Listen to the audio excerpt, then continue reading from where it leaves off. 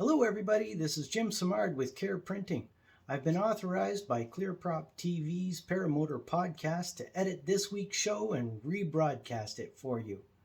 In this edit, I endeavor to focus on the guest, their story, and what they have to say. I hope you enjoy the show and find it informative. If you have any questions, I'd be happy to answer them. Simply ask them in the comment section down below, and I'll get to them. Oh, one more thing. Please hit the thumbs up and subscribe to my channel because I plan on doing this on a regular basis for you. Enjoy the show. Welcome everybody. My name is Shaun Simons, PPG Grandpa. Looks like we already got a bunch of people in the chat, so welcome everybody. We got John Wayne and Jim from Care PPG. Let's see who else we got. We got Will Fly in the house. What's up? We got Scott Starbeck. I was gonna say Starbucks. I was gonna say Starbucks. It looked like Starbucks.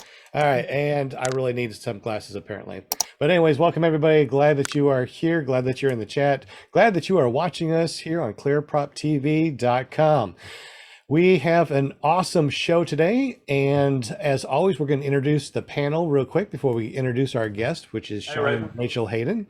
We got Will Fly from Will Fly PPG. What's up, my friend, my buddy, old pal? Hey, what's going on? Good to be here. I am so glad you're here, my friend.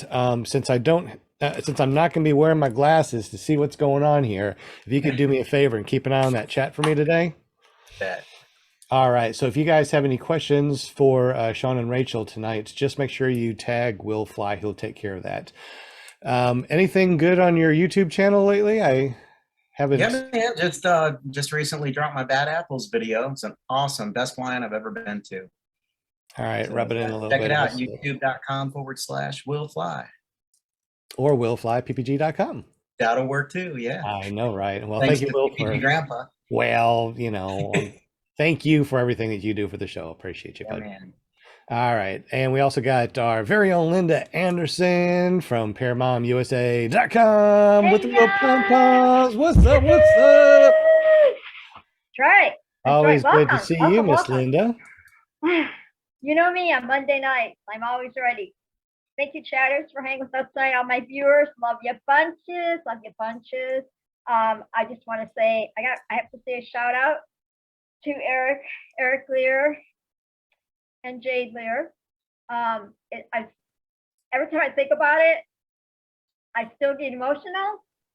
It was the greatest day ever, doing my first tandem flight, and Eric was the best pilot. Both Eric and Jade were so patient with me, and I tell you what, Para family rocks. That's all I'm going to say. Para family rocks. And I'm ready to get back up in the air again. So and that's what we think all the time. So now you totally understand what we go through mentally. We're like, we haven't flown in a couple days. We're pulling some hair out. Yes, exactly. Thank you so much. I love you guys. She finally gets it.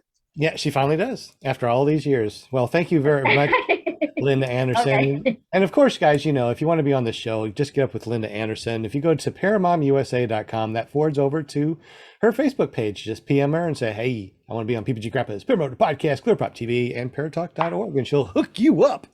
Yeah. Okay. Yeah. All right. Thanks, Linda. Appreciate you. We also got Jim from Canada, the only guy I know that sniffs his money and goes, maple syrup. What's up, buddy? That's if it's not in the back pocket. Yeah. Things are going good. Got 132 flights in. What? That's awesome, man. You're rolling, aren't you? I am. I'm loving it. And I should set a goal to have a few more for, on July 4th is my 1-year anniversary of being a pilot. Well, congratulations. That's awesome. And also, too, if you guys don't know, Jim is one that gets all of our stickers, our ClearProp TV stickers, our paramotorcalendar.com, and he takes care of all of us up there in Canada. And you can always get your own stuff if you want to. Anything that you want printed or whatever, just get up with Jim over at carepp.com. And if you want to see his crazy shenanigans flying, go to careppg.com. I love your .coms, dude. It's just absolutely amazing. Thanks to you. You helped me out. That's go awesome. on. No, really, go on. Yeah, go on. Well, thank you very much, Jim, for helping us out. We definitely appreciate you. But it's not about you. It's not about me. Tonight is all about Shaun and Rachel Hayden. They've been flying. Well, Shaun's been flying paramotors for like 10 years. He's a tandem. He's got his tandem exemption. He goes out and flies foot launch. He's been all over the United States. Welcome, Shaun and Rachel. We just think that you're awesome. Tell us a little bit about yourselves and how you got into paramotoring.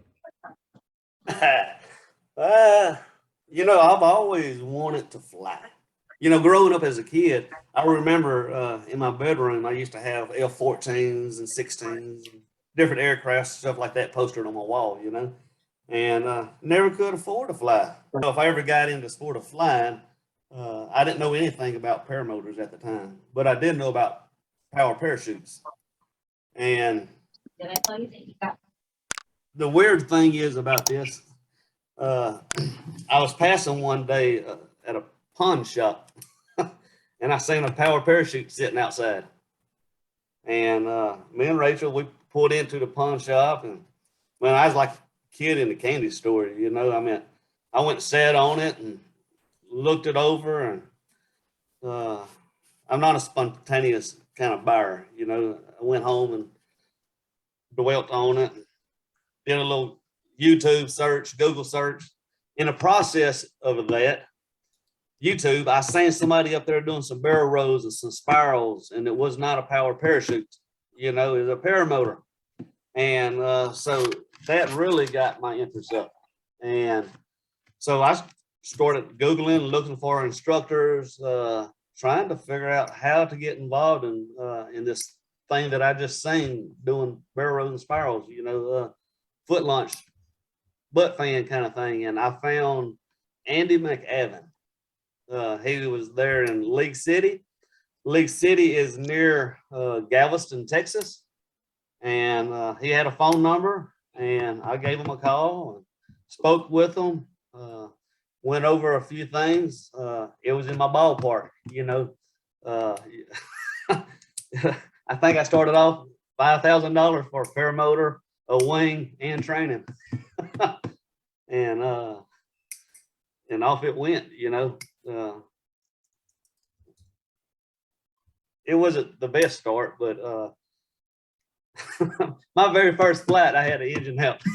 Oh no.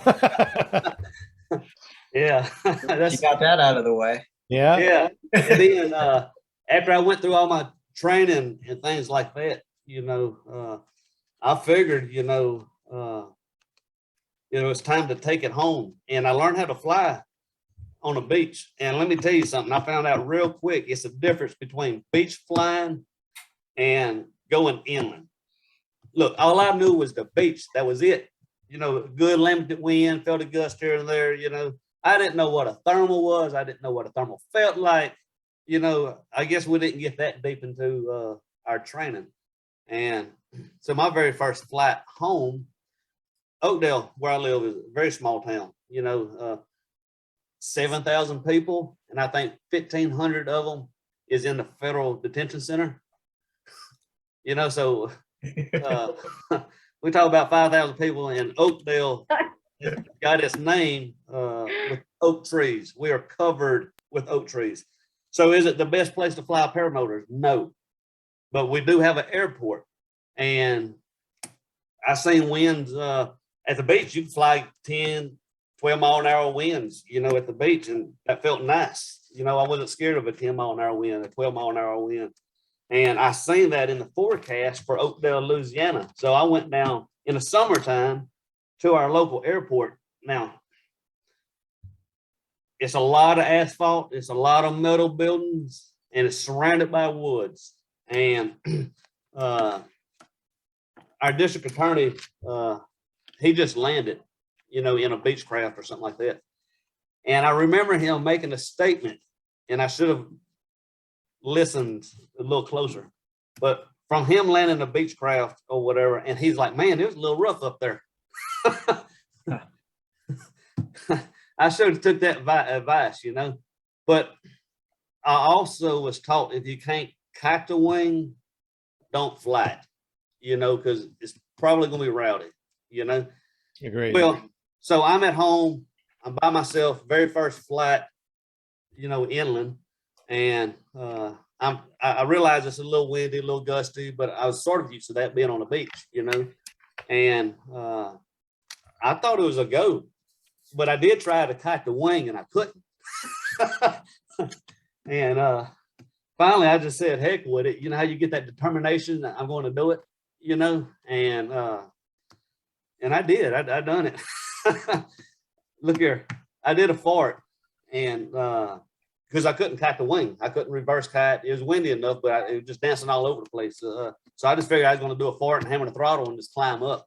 Son, when I went to climbing, I failed to realize when the wind is blowing, you got to think of wind and water, sort of alike. So wind, when it comes over the treetops, it's going to fall. And then when it's going to start tumbling and do all that. You put a leaf in the back of your pickup truck and go right around, you'll see that leaf just all over the place in the back of your truck, Well, that's what that wind was doing, all over the place, because we was covered with trees and we're in the bed of the truck, and I'm trying to fly out of that crap. Look here, I was trying to climb up and that wind was coming down. Yeah. I was wondering if I was going to clear the treetops, Oh, no.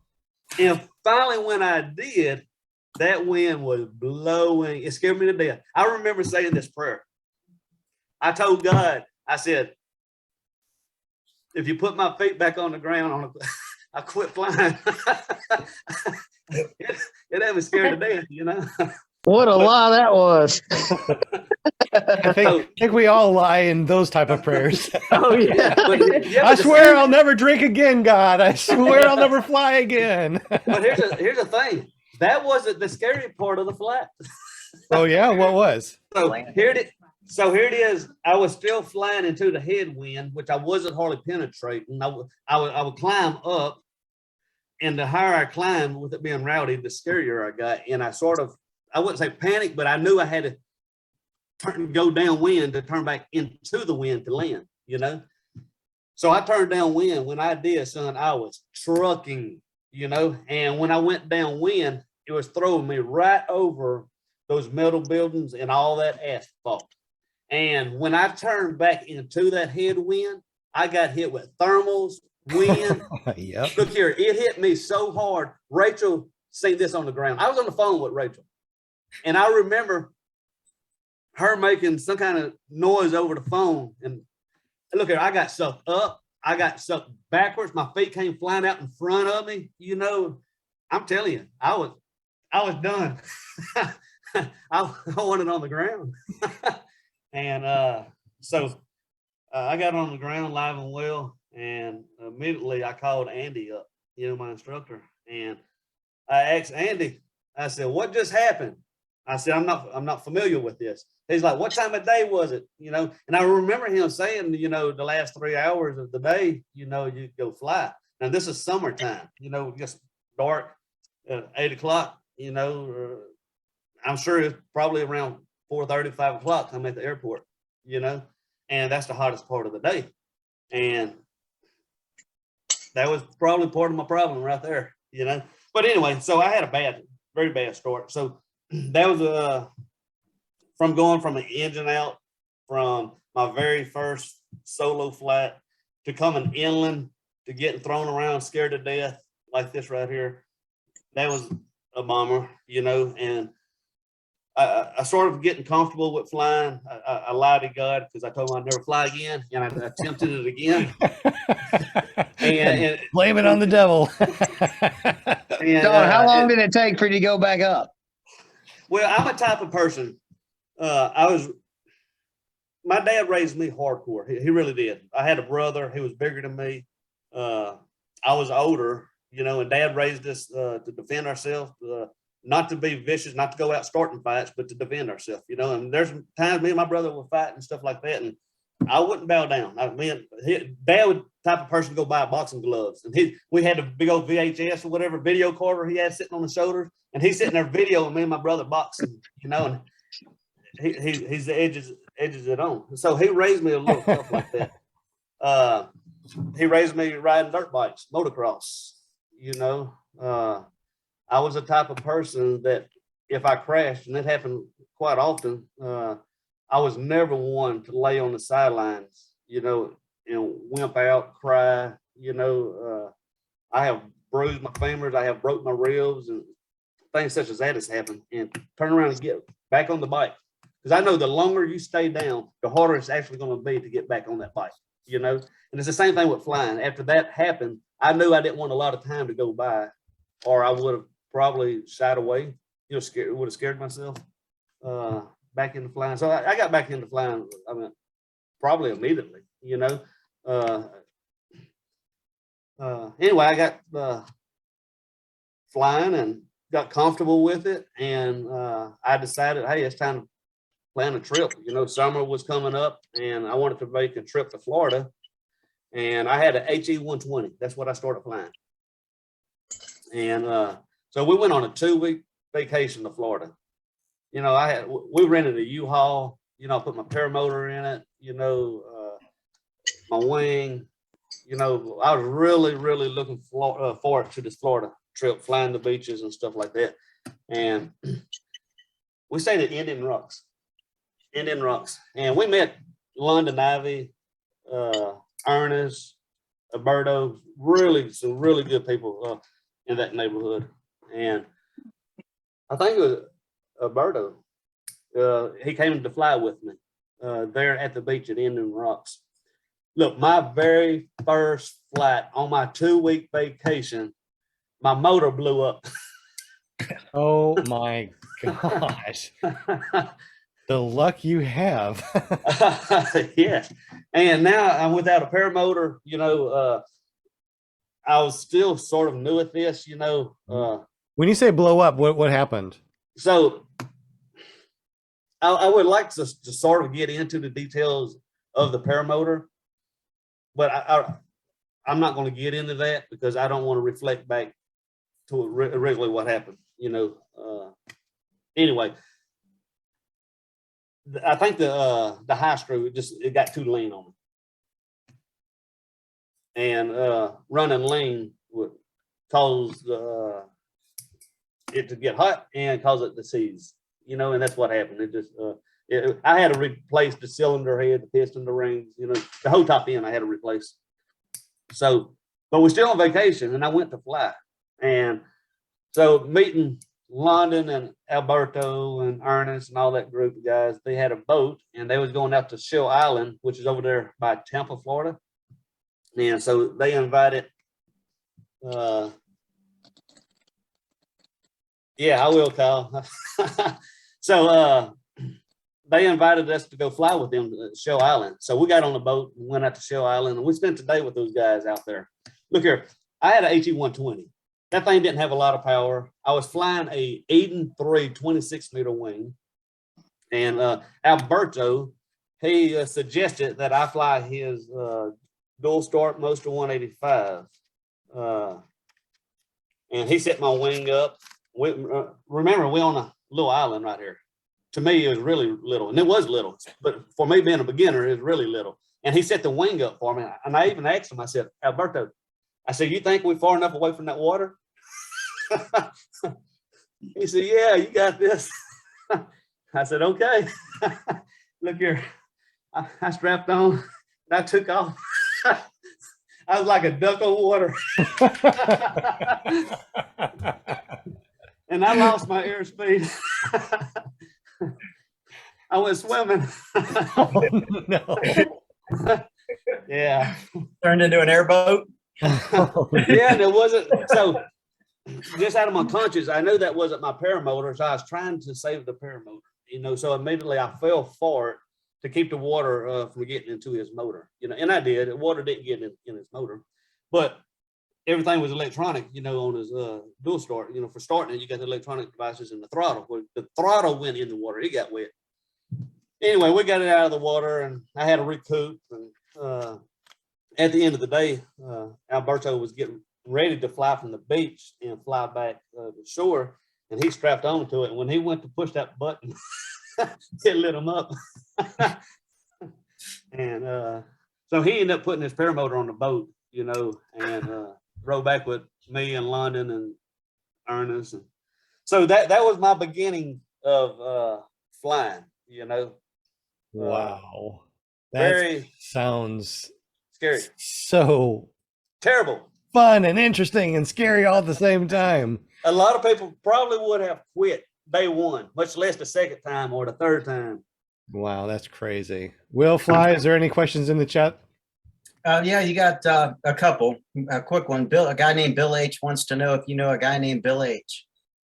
Yeah, Bill Herman. So there's your answer, Bill H. Country. Or should I say hillbilly? And Travis DuPont said that he heard that you climbed a tree at Bad Apples to help the pilot through his reserve. Is that true? Yes. We me and actually Jerry went out there to recover. I don't even know the guy's name. But anyway, yeah, I climb ladders for a living. I do roofing for a living. You know, I was raised climbing ladders and stuff. So yeah, I went out there and extended that ladder up on the tree. And, but anyway, yeah, so I climbed the ladder, and first thing I done was got the wing down. And then we worked on rigging and getting the paramotor down. So we got it down. I don't think we broke anything. Well, you got the paramotor down, right? But a guy that just today, as a matter of fact, a guy and I, Tim Entz, actually climbed that tree and got the reserve all the way out of the branches at the top. And, oh yeah, just today I sent Wow.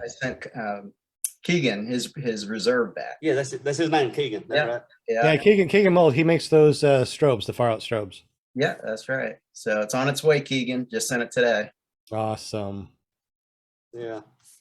So I seen Kyle O'Glee a while ago. He posted on there asking for me to tell the story about the Gust front. You know, so I actually got a couple of stories of Gust front. I'm thinking maybe he's referring to the one here at home. Happened at a cemetery, as a matter of fact, about where I got laid to rest. So this particular day here, well, first of all, so I was born and raised in church and stuff like that, you know, and one of the things that we do is on Monday nights is have men's prayer meeting. It seems like all the good flying days is always on Sunday morning, Sunday night, Wednesday night, you know, and we got prayer meeting on Monday night, you know, and Tuesday, wind sucks. It's can't fly. Thursday and Friday. It's always something getting in the way of my flying. So we had a men's prayer meeting on a Monday evening, and the forecast looked really good, you know. So I opted out. I didn't go to prayer meeting. And you told God a long time ago that you weren't going to fly anymore if he. All right. I kind of see where this is going now. Yeah. So here it is. I flew for an hour and a half that day. You know, I'm talking about some of the smoothest air. I remember having my phone out, you know, the brake toggles on the magnets, you know, just hands free. I flew for an hour and a half, really good air, you know. And now that I look back at this, I remember in the distance seeing some lightning.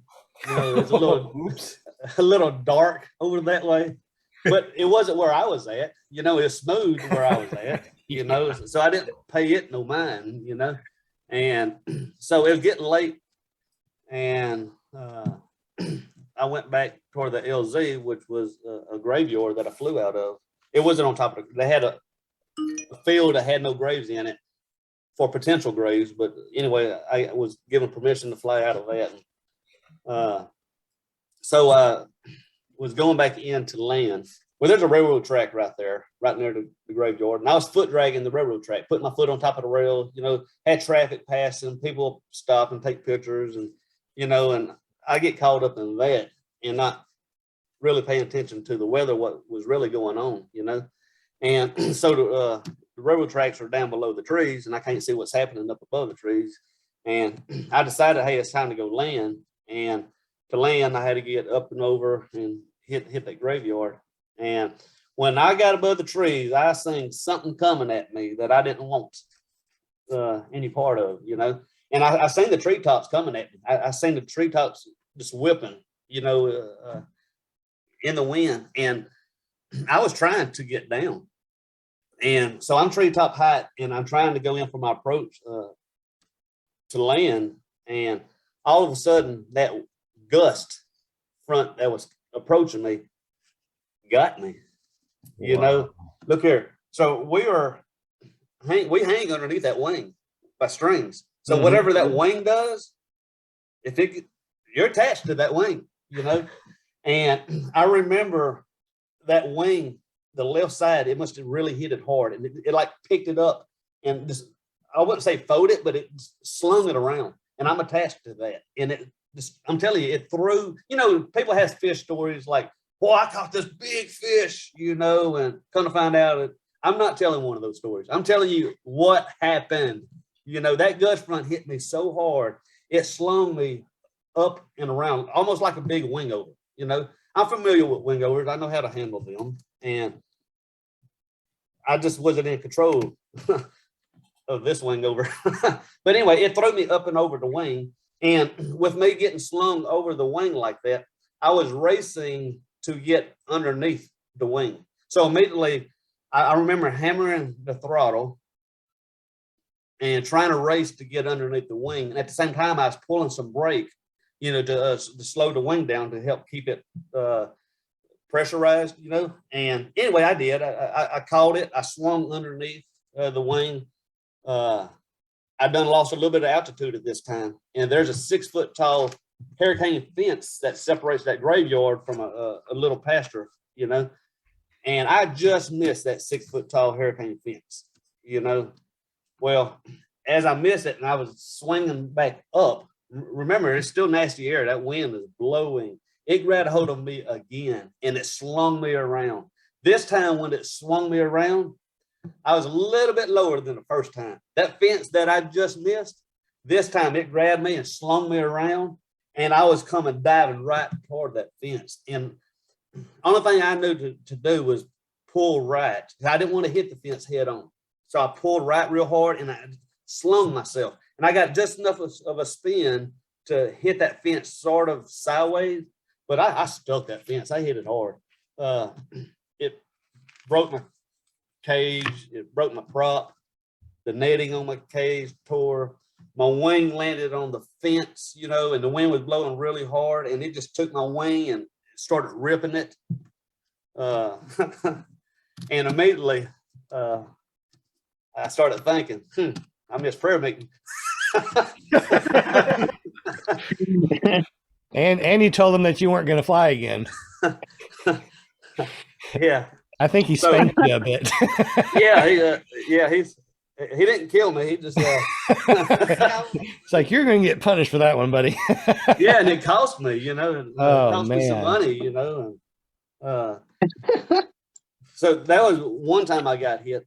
And I remember at Fort Smith, Arkansas, I don't know exactly. I still don't know. Maybe Paul might know what I'm talking about here. I don't know. I remember before we went flying, Britton Shaw, he was the one over at Endless Foot Drag, and he was putting this event on. And we was all paying attention to the weather, and we recall seeing something in the distance, and we didn't see it coming our direction. So we figured it'd be safe to fly. But is that the Mississippi River goes through Fort Smith, Arkansas? I don't know.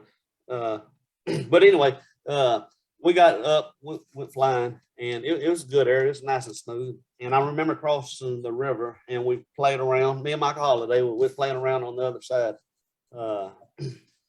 Anyway, when it's time to come back to land, I got some altitude, and I crossed the river. And as soon as I crossed the river, some funny stuff started happening. I really don't know exactly what happened. I got sucked up, and something grabbed a hold of me and my wing.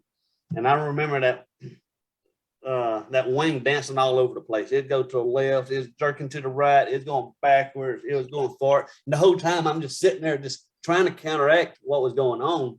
And the whole time this was going on, I was getting sucked up. And I don't know, I would say I probably got sucked up a good 1,500 feet or so. I don't know. It sucked me up.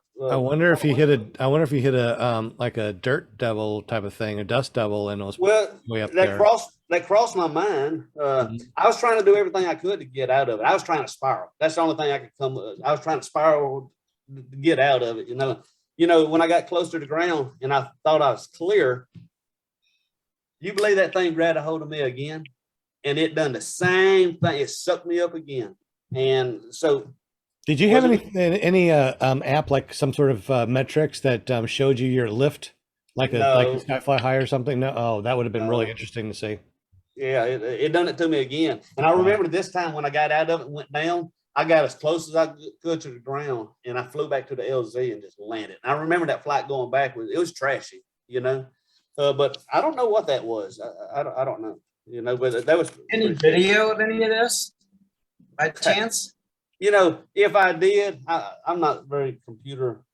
I never have. You go on YouTube or whatever. I ain't got much there because I hate editing, And so if I had something, I probably watched it and then deleted it. Right. So that was that. So yeah, I've had some interesting flights. To say the least. Yeah. So so Rachel hadn't said much here. So I'm gonna enlighten on her just a little bit. A lot of men are jealous of me. We go to fly. We go to fly in. Rachel, she's always there by my side. But I'm telling you, when I go to lunch, she's helping me get my wing laid out. She's videoing. When I land, she comes running with the stuff sack. She helps me put my gear up. And all these other men are sitting there watching, like, man, I wish my wife done that. And then, well, Rachel, show us your shirt real quick. So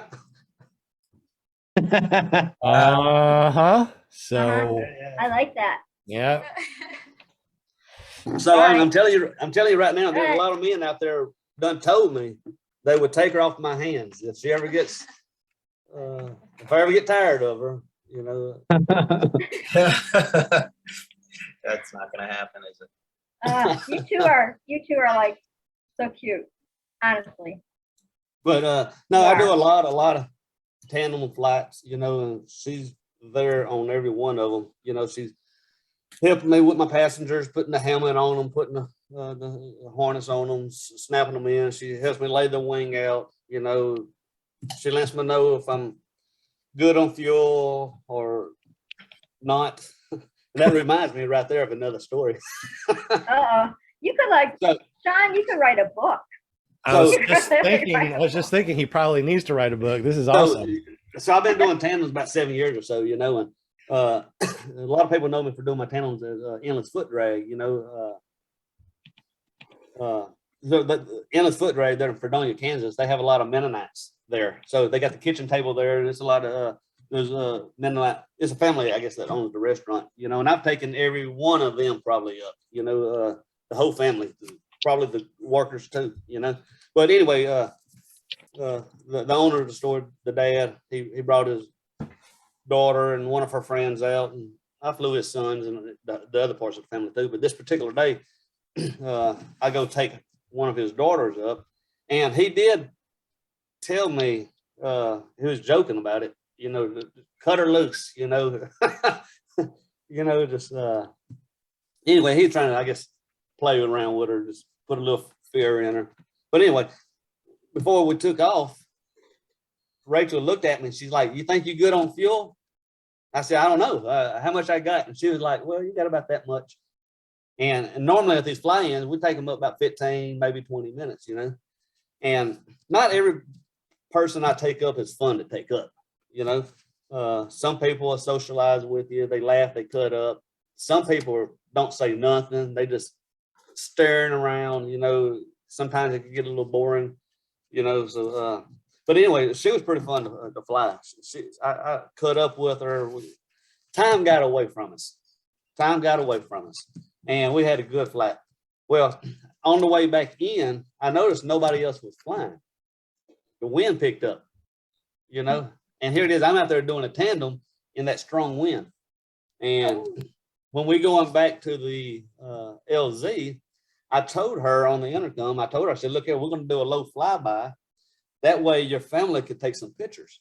You know, nobody else was flying, so I didn't have to worry about other pilots being in the way. And so I was going to get down low so her dad and them could take some good pictures of her, you know. We just got back to the LZ and we was flying right there by her daddy. And we're flying low, maybe 4 feet off the ground. And all of a sudden that motor went chuck. Oh no. And I was going downwind. and we was moving. Like I said, it was so windy, everybody else done landed. And so we're going downwind, doing a tandem, 4 feet off the ground. And that motor died on me because I ran out of fuel. And it was Rachel's fault. Are we talking about a foot tandem now or a trike tandem? Yes. Oh, yes. a foot? Oh.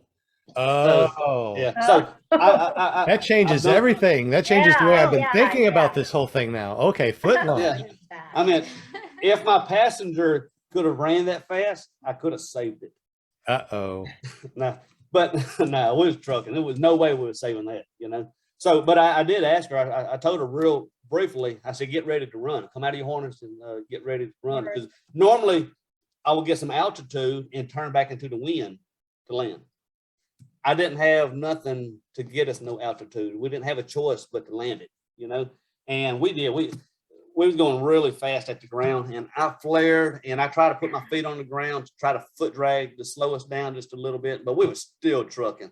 And now you got to remember though, these Mennonites, these girls, they wear long skirts, long dresses, you know, and I'm sure that didn't help matters.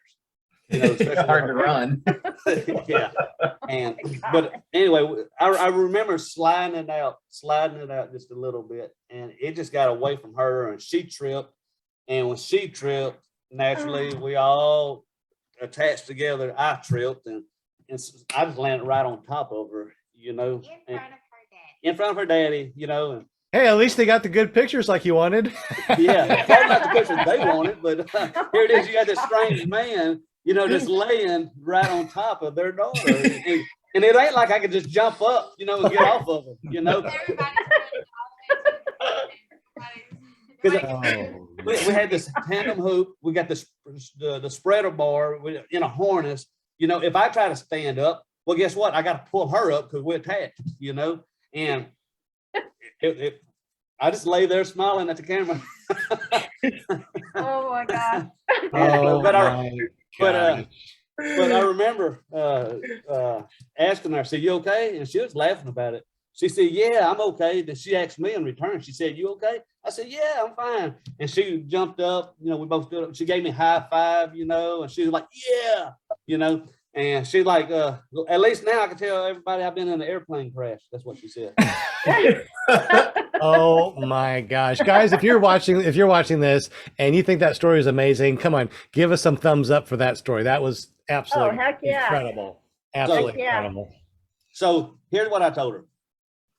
I don't like to end anything on a bad note, you know.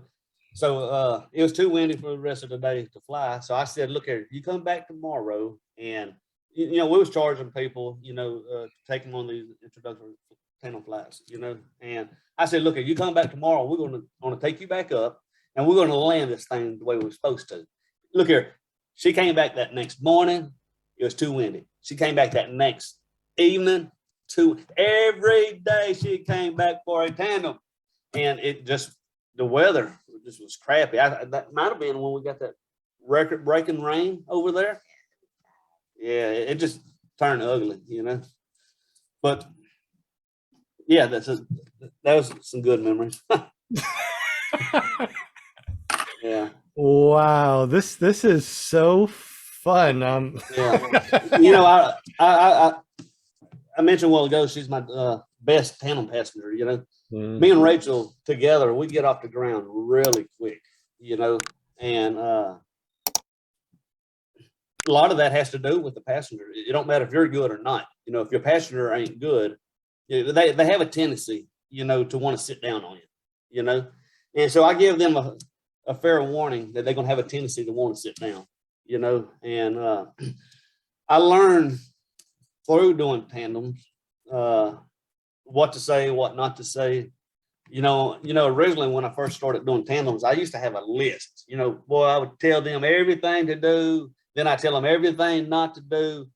Look, with their adrenaline going, the excitement, this being their very first time, they don't remember nothing. I'm telling you the truth. Mostly people don't remember nothing. So I learned throughout trial and error. The least I tell them, the better it is. And most of the time, I don't tell them too much of anything until it's actually time to launch. I get them dressed. We put the helmet on them. We set up. I got my A's in my hand. I'm ready to fly, and they don't know what to do.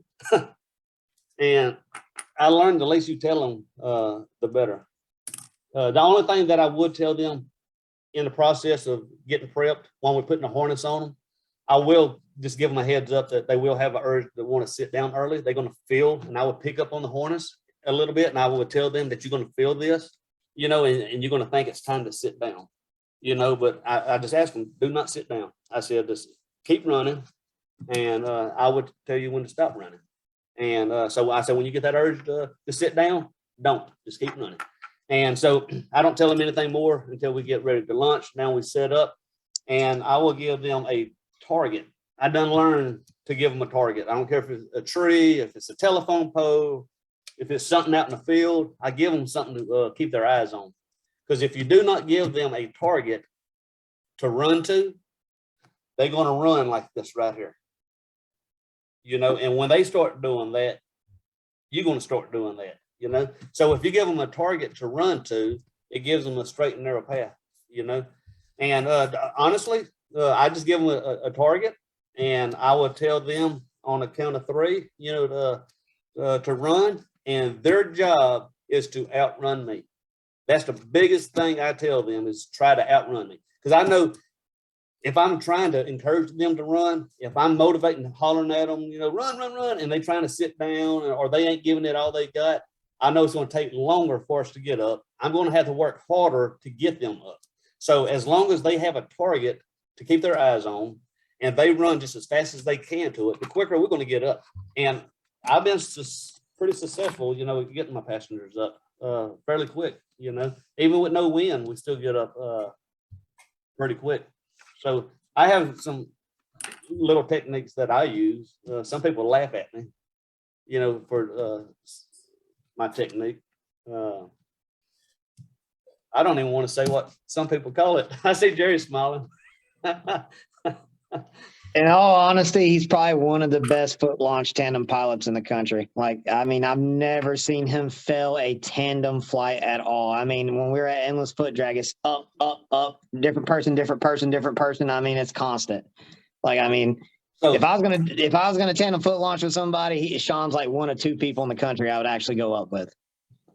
So we're going to talk about this just for a little bit. We're going to get off of it because there was a post about this, and I didn't even comment on the post. And if he's watching right now, I want to say a name. He's going to know who I'm referring to. You know what? I am going to say a name right here. He's a good friend of mine, and he's taught me a lot. So there's a lot of things that I've learned that came from him. But he will not take ownership of something that I do that he laughs at. So when I do tandems, I learned a long time ago doing tandems, that wing is twice as big. So it takes twice as long to get that wing up. It takes twice as long to get that wing loaded, And a habit that I made before from flying smaller wings would be get the wing up, brake check, and then on the small wings, we want to stay in the brakes or whatever, because they're small, they get loaded very quickly, and get in the brakes, and that helps get us lift. It helps get off the ground quick, right? So I used to do that, and man, I used to run. And what I was doing by pulling brake, I was not allowing the wing to get loaded. I pull brake you know, and it was wanting to stall the wing out. It was like it didn't know what to do, fly or come down. Because if you pull brakes, you know, so I would have to run hard enough, fast enough, long enough, you know, to get it loaded, to get lift. And the longer you run, the more of a chance you're going to have of your passenger falling on you, you know.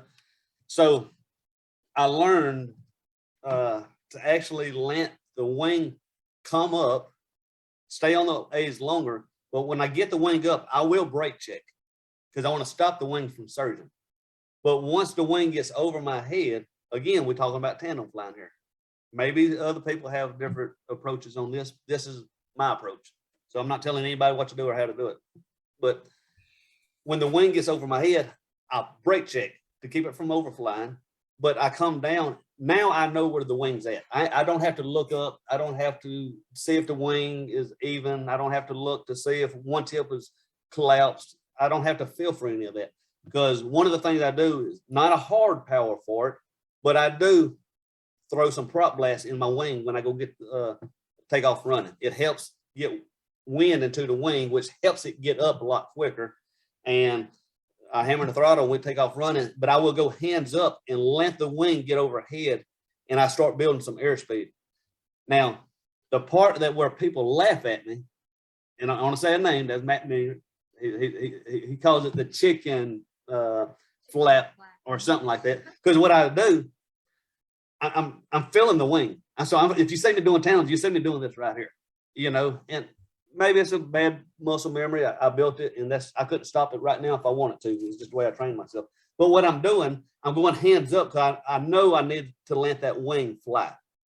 Because if I pull brake too early, I'm going to stall it out, and we're going to have to run even further, you know. So what I'm feeling for is making sure the wing is over my head, and I would know if the wing tip is tucked or if the wing has went left or right, because you will feel the brake pressure. You know, if you feel it on one side and not the other, well, your muscle memory, if you're good enough, will counteract without looking at the wing.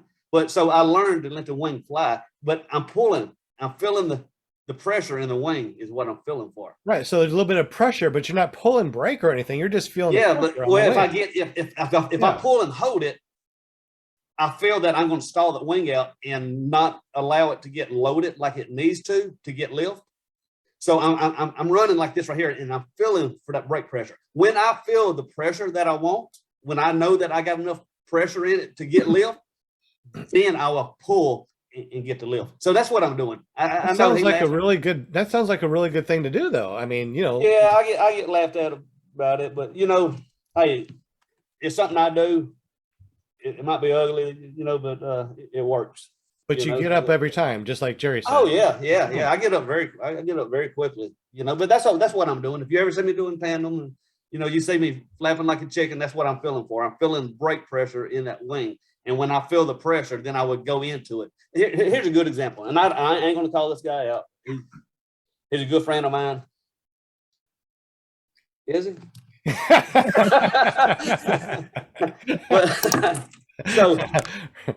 So he does a lot of tandems, and he does a lot of them on a trike. Last weekend, now he had everything going against him. He's a grown man, you know, you know, he's not 150 pounds. I don't know what I almost said his name. Anyway, he probably, I don't know what it weighs. Let's say he weighs 200, and the passenger he took up was over 200, you know, but what I'm getting at, between both of them, their weight, doing a foot launch, that's a lot of weight, you know. We had no wind this particular day.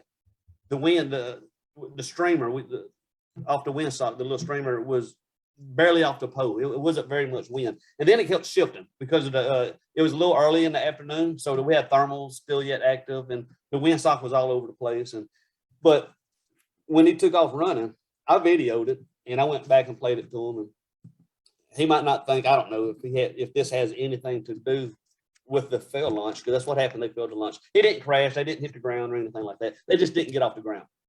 But if you go back and watch the video, when he got the wing up, he immediately went into the brakes, and he went into them deep. He went all, and he took off running. His whole run, they probably ran, I don't know, probably 200 feet, you know, and the whole time his hands are down by his butt. And that's not going to give you lift, because the wing never got loaded, That's the reason why I go hands up. I'm feeling brake pressure, and I honestly myself, I think I probably, with my technique, my chicken flap, I probably would have got off the ground, but technique, it's a bad technique. But a while ago when I mentioned about the weight foot launch, I think my biggest passenger was nearly 260 pounds. He told me 255 is what he weighed. That was probably butt naked. If you ask me, he's probably bigger than, I don't know. But anyway, he was a big man. That was my biggest passenger. And here it is, I'm 190. We on the most of 185. I was on a 42 meter Orca 4, or I meant Orca XX, or it could have been a 4. Anyway, it just made me think about it a while ago when we talked about weight. So that's about my biggest passenger. That's a big man to foot launch, is what I'm getting at. 255, 260 pound man. Yeah, 2 of them. Yeah, if you ever see that picture, I posted it before. You notice he's in a pair of socks. He actually goes to my church, and he's been after me, wanting me to take him up, and I didn't want to tell him no, and because I would have to give him a reason why. And my reason, I'm thinking, was you're too big, and but I didn't want to hurt his feelings. I hope he ain't watching, but even if he is, he done great. We done great. I did take him on a Tandem Flight, and we had a very successful launch and amazing landing. I learned actually through him versus taking up somebody lightweight. I think when you're heavy loaded, you actually have more brake pressure. You come in a little bit softer than you do when you're lightly loaded on the wing. So we was really loaded. We came in and we flared. But anyway, back to the socks. He was in a pair of socks. He asked if he could come out to the field because I made a post about going flying, and he sent me a message and asked if I would mind him coming out to fly his drone.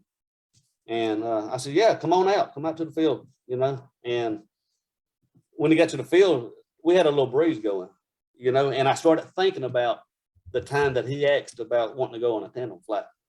And so I talked myself into it. So I asked him, I said, hey, you remember you asking me about doing a tandem flight? I said, you still interested? He was like, yeah, so I told him, I said, look here, we got the perfect wind for it. We're in a good location. Everything's going our way. And he was in flip-flops. And I told him the only thing he's got to do is take the flip-flops off. And I've done that before. And people will flip and flop wearing flip-flops. So I told him, I asked him if he had tennis shoes, and he said no. I just took a shower. My socks I had on my feet were clean. And he tried to go barefoot, but it's a hayfield, and it was poking his feet, it's hurting his feet and stuff, So I offered him my socks. So if you ever see the picture of me and this guy, and he's in a pair of socks, that was my socks. That's funny. You got a pair of socks and a paramotor. I love it. Yep. So anyway, so are you going to Moonshiners? I've never been a Moonshiner. I've been invited. I just never went. I would love to attend it. There's several I would love to attend. I guess it really depends on. I don't know. The last couple of years, when my kids been in high school, it's been a little tough on us. Endless foot drag, for example. We had to make a decision. That's one of our all-time favorite fly-ins is the endless foot drag, and we had a decision we had to make. My grandson was being born that week, and we either had to stay home for the birth of my grandson and miss out on a fly-in that I love to go to, or and spend time with Michael. We always left a week early and spend time with Michael Holiday up there, stayed at his house, and just love hanging out with him. But anyway, we had a decision to make, and we made a decision. And I told my daughter, I said, we'll see the baby when we get back home. Now that's some love of paramotoring. Yeah. Well, I know. Hey, what did she I say? helped- How did she react? I helped Michael with that event, at Endless Foot Drag. So a lot of people really don't know how Endless Foot Drag got started there in Kansas. I don't want to foul it up a little bit, but we all know that it started there in Arkansas with Britton Shaw. He's the one that had it, and I guess if you don't know, what happened there was it took someone getting killed, at a fly-in, and the landowners, I think it's a father and son, they already had mixed emotions about it. One loved it and the other one didn't. But after this guy crashing and getting killed, that ended Endless Foot Drag in Fort Smith, Arkansas. And this I talk a little bit about this right here. What happened? No disrespect to him or his family, but this particular guy got trained. I'm not going to say where, 'cause we're just going to talk about what took place. But anyway, he got trained, then he came back home. I think he was from Texas area, and he went about 6 months or so of not flying. And then he ended up buying a new wing, which is a Universal 1.1. I think some of this right here was through the help of actually Brian West, loaned him out a rodeo, some gear.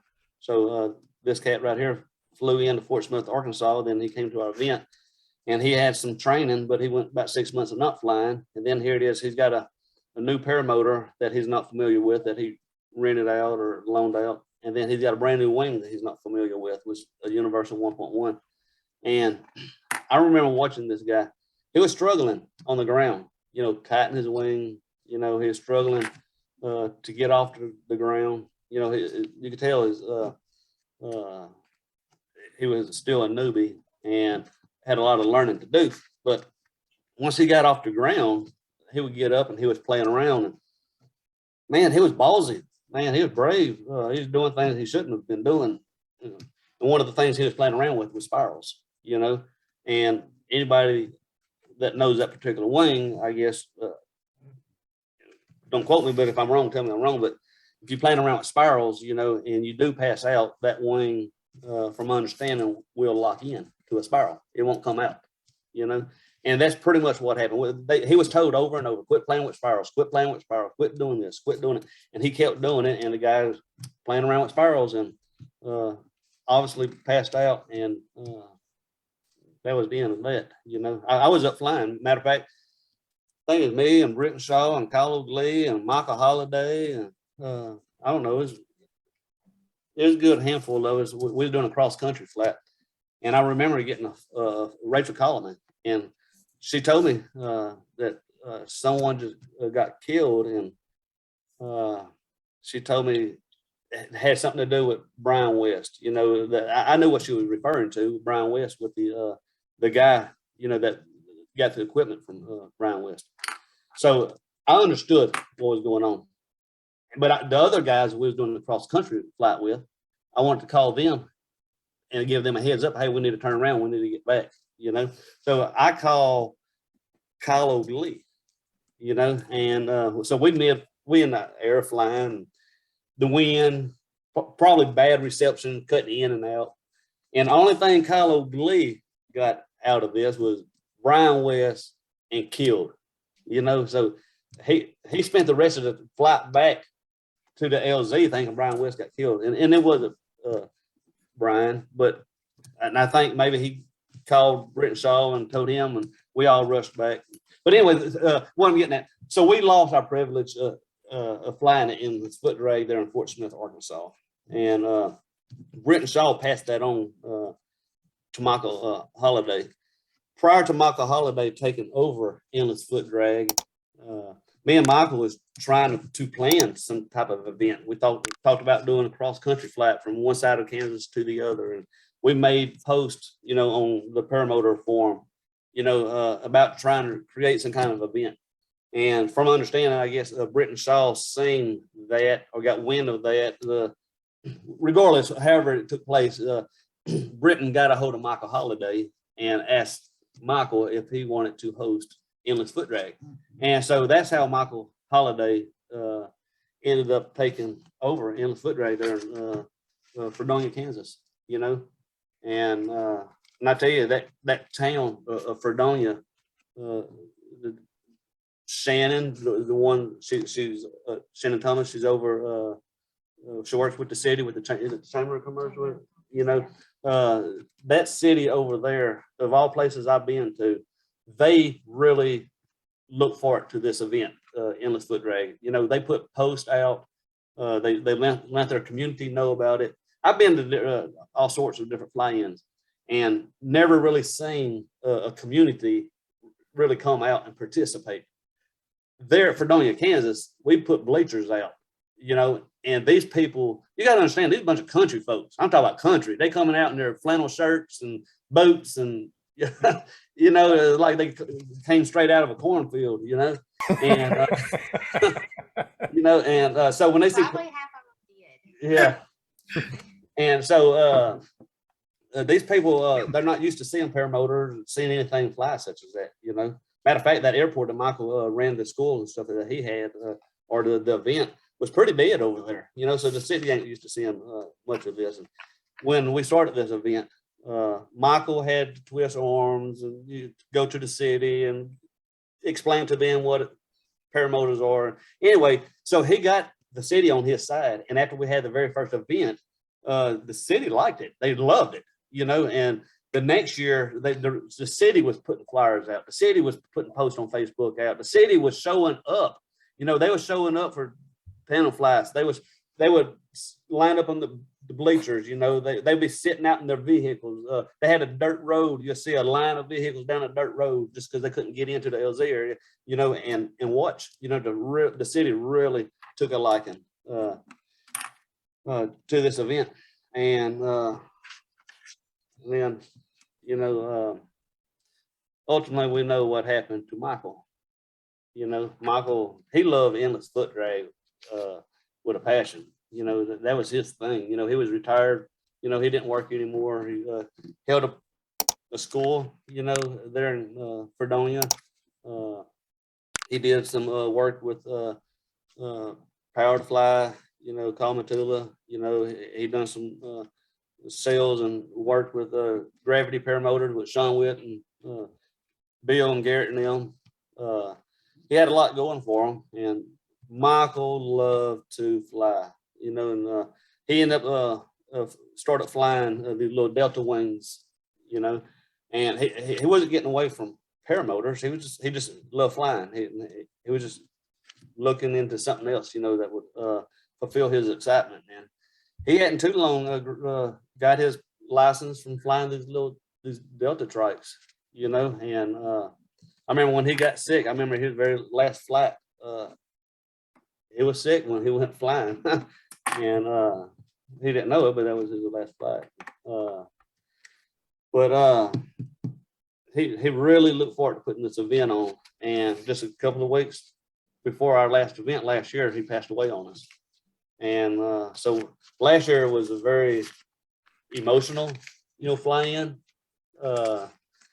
Thanks to Damon Turner, Cameron Klein, Rick Spittler, Shannon with the city, you know, Martin Henderson, Air Boss, you know, everybody stepped up to the plate, you know.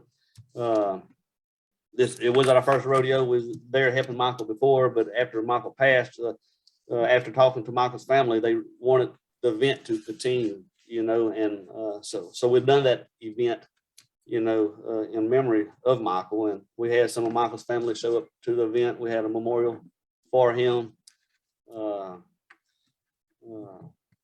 Even Brent Shaw, you know, he came, he flew over, he participated. We did a flight all the way around Fredonia.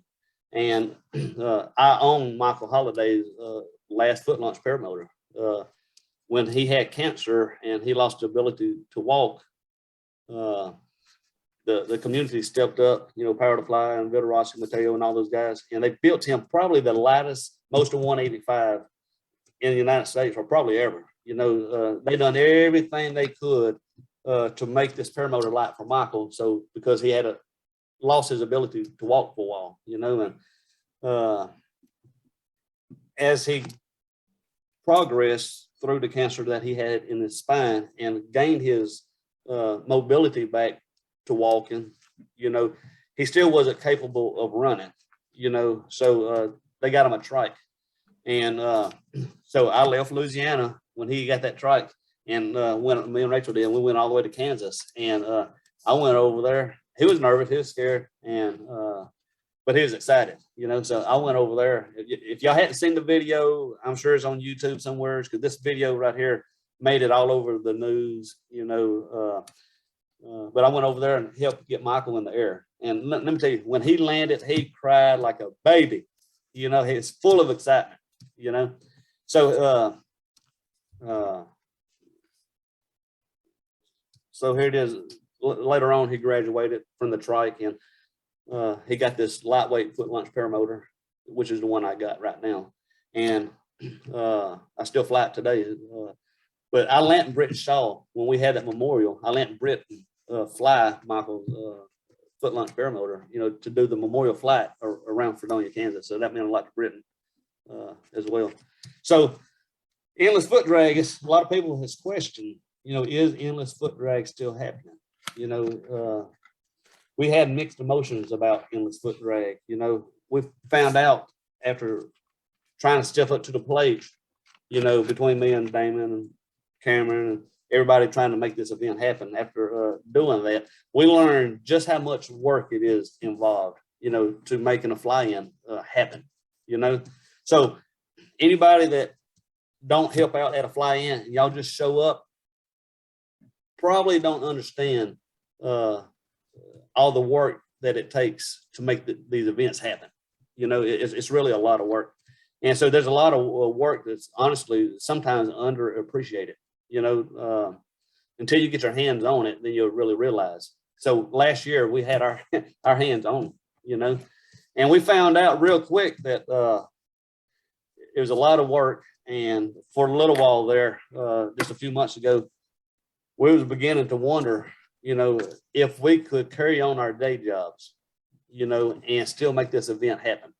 Damon puts a lot of work into this. You know, he has a job other than trying to host this event, you know. And he called me and he told me, look here, I just don't know if I could do this, you know. And so he was trying to pass it on to someone, you know, because he just, between him working and trying to make the event happen, there's just gonna be too much on him. You know, we asked Cameron Klein, you know, Rick Spittler, you know, we talk about working men here, you know, and everybody had the same problem. I was asked, hey, do you want to take over endless foot drag? I'm like, look here, I'm 600 something miles away. You know, it'd be hard for me to host that event all the way over there and make everything happen. And I don't know. So we started looking. So anyway, we have Landon March. Landon March is the guy that is taking the head job, I guess you could say, on putting the event on. He is obviously, I don't know what part of Kansas. He's within, I think, an hour of Fredonia, Kansas, you know. So Landon March is going to see to it. He's going to oversee the fly-in. It is still going to happen. The endless foot drag is going to take place September the 19th through the 25th. Hey, I've got a question for you, Shaun.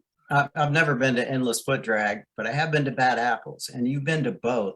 How would you compare the two? Okay. You're gonna make me open up another can of worms right here. Oh. Well, no, I mean, it's something that's on my bucket list, and I do want to go to endless foot drag. So here's where we at with this right here. I'm gonna try to get into this without getting into another subject. So hopefully I don't detour. Endless foot drag. It's different when you drive up from the registration point, you know, to the people that is there parking you, you know, hosting you to, we actually have a schedule, you know, where we have briefings every day, you know, at certain times, you know, and we called it mandatory meetings, briefings, you know, and because here's what happened.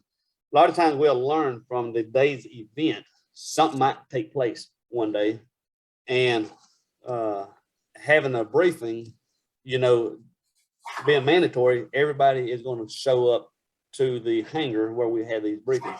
And so if there was something needed to be addressed, something that needed to be discussed, you know, guess what? Everybody's there, you know.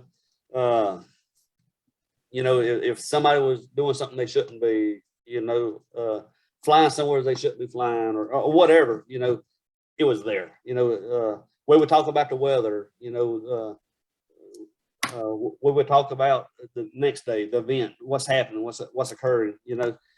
Endless foot drag, I would definitely say was, Jerry, you've been to both, you know. So we was probably more informative there at Endless Foot Drag, a little bit more getting together, you know.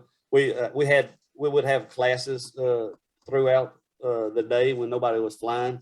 You know, we might have Chris Santa Crochet there. You know, he is someone that when he speaks, everyone listens. You know, that don't happen with everyone. We had Kyle Oakley, you know, he would have a class, you know, and they done a little bit of that at Bad Apples too, but so I'm not knocking anything.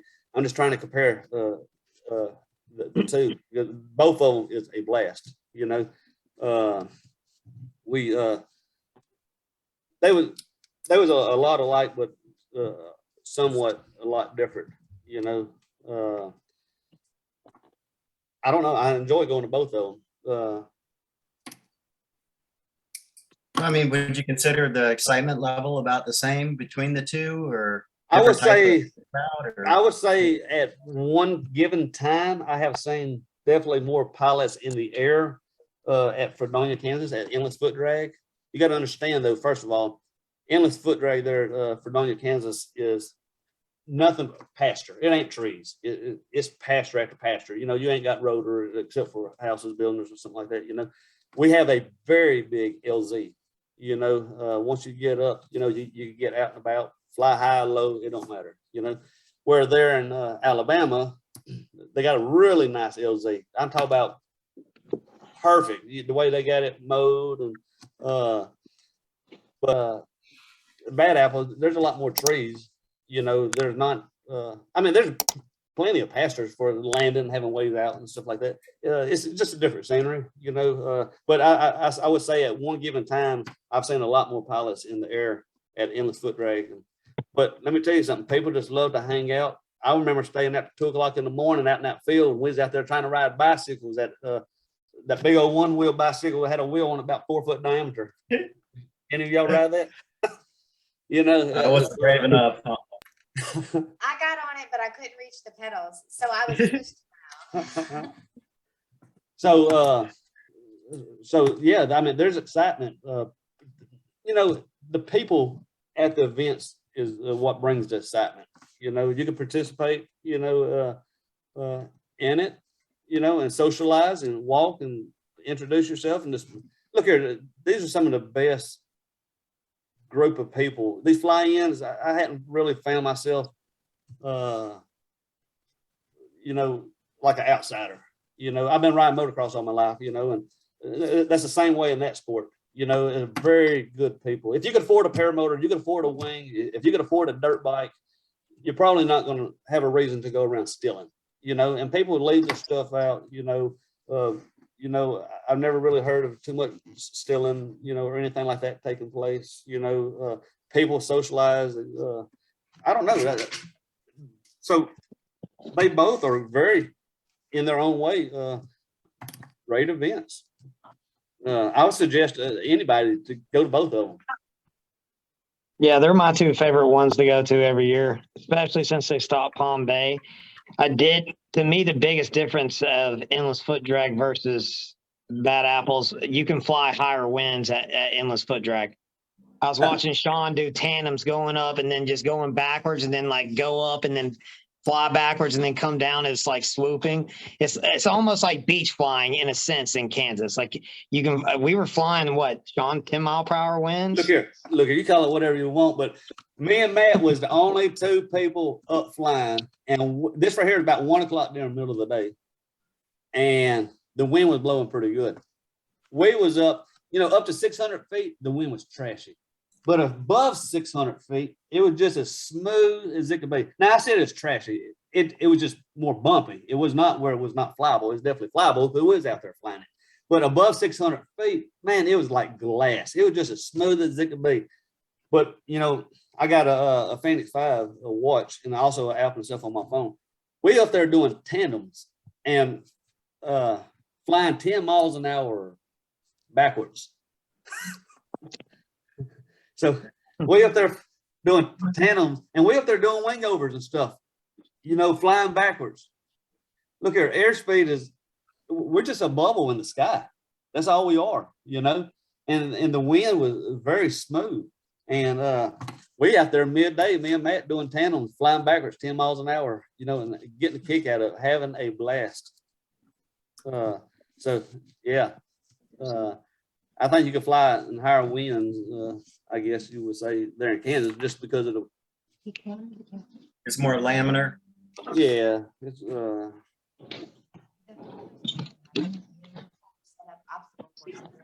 Behind, can you hear me? Sorry.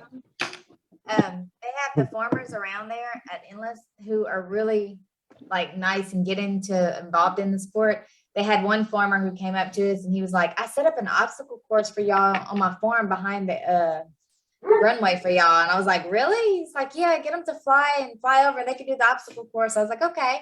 And then they had another farmer come over and he's like, I'm having this big event at my home and I have a big field. I done cut the grass for everybody to fly over there and land. He said if they don't have the fuel to go back, he said I have a big old huge trailer. I can bring them back to the LZ. He's Wow. like, it was really nice. And he had a live band and everything at his farm and he wanted everybody to go to it. So you got to understand, when she said country folks, we talk about country. We talk about The real deal. they was not playing George Strait. They was on fiddles and banjos. All right. I love the fiddles and banjos. It was him, his wife, and his kids was all playing instruments as well. So what they had set up there, they had like a 40-foot gooseneck trailer that their family and other people that played instruments would be on that trailer, and they was having dinners on the ground, and playing music. And he made a stop by Endless Foot Drag there at the airport, and he invited every one of us that was willing to stop by, fly in, and participate and eat dinner and listen to the music. Cool. That means a lot when you have a community, that steps up, and loves doing what we do. He made up flyers for me to hand out at the table to everybody who came in. So it was really nice. I mean, the people over there just are very welcoming. It's very nice. I like Fredonia.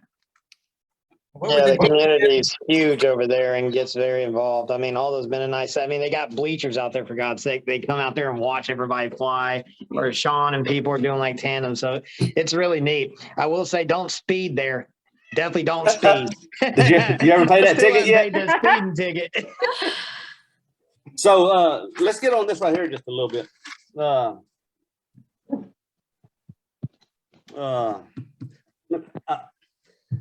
So at Endless Foot Drag, when Britt and Shaw used to have the event, it used to be called Endless Foot Drag Competition. I don't know if any of you guys recall that, but we would actually have a foot drag competition, and it wasn't just a foot drag competition. We had a beanbag like drop. We had a target, and we would have to go up and see who could drop it on the target. That was a competition course thing that we had. We would have spot landings, where you go up minimum 300 feet, and you got to kill the motor, and they would have a target, on the ground, and they would actually measure from the target to where you landed, and So they had competitions and people won trophies and yeah, we just had different kind of competitions. And I was talking to Landon March, the one that's running endless foot drag this year. I was talking to him earlier today. I don't want to get ahead of myself on this right here. I hadn't talked to Damon, Cameron, any of those guys, but I suggested and Landon liked the idea. We just hadn't put it together yet. So since we used to have competition, you know, at endless foot drag, and we've been debating on bringing that back, you know. So that would be something to sort of perk up some ears, you know, try to shine some light toward endless foot drag. We don't want it to be just a foot drag competition. We're going to have other competition as well, hopefully. But we're just trying to get people involved and get people's attention, you know, to these events. A lot of times we host these fly-ins, and whatever happens, happens. Everybody just shows up, you fly, just day in, day out. There's nothing a lot of times ever planned, you know, but we are trying to organize each day, you know, on different things to do, you know, between classes throughout the day or events, you know. So anyway, that's something y'all can keep y'all's ears out, your eyes open, you know, for the near future. You know, hopefully we will start sharing a little bit more information on the endless foot drag, you know, and try to make it fun for everyone, safe for everyone. We're not talking about a competition that's putting people in danger, you know. But, Who's all coming? Shaun, you coming? Will? I'm considering it. So that's as far as I can take it. Me too. I'm considering if you it. got to pick 2 fly-ins, just saying, if you got to pick like say 3 or 2 fly-ins of the year, Bad Apples, endless foot drags, those are the 2 you don't want to miss. The only ones I would throw out there if they ever started it again would be Beach Blast or Palm Bay if the 4 was ever able to put that on again, but I doubt that ever happened. The compound's gone pretty much. But yeah, those 2, endless foot drag, those are the 2 I 100% commit to every year. Beach Blast was fun. I didn't get to attend that, unfortunately. I wish I would have. Blast. Yeah, well, Beach Blast was fun. I tell you this, and we're gonna and I did shy away a little bit when we talk about Bad Apples and endless foot drag, so I did keep from going into left field. Beach Blast, you had to have a rating to attend Beach Blast, and I'm glad they had that. And the reason why I say that, if you was a beginner, you had no business flying beach wind and trying to take off and land in a small LZ like we had at Beach Blast. As we know, a lot of the times the wind is coming off of the water, you know. So that means to land, we land into the wind. That means you're gonna have to go downwind, you know, going toward the condos pretty much for your approach, and then turn back into the wind to land on the beach. So was it challenging for some people? Absolutely. You know, was it for a beginner? You know, nope. You know, and for one, you know, one of the rules are we do not supposed to fly, you know, over a populated area, over congested area. And that beach in the summertime is filled with people.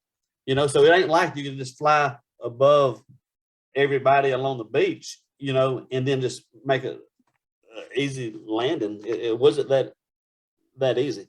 So Beach Blast was really fun, but you had to have some ratings, you know, have enough skill level to land there, you know. I'm going to talk about this right here just a little bit. I am part of the USPPA organization. Reasons being, I love the organization.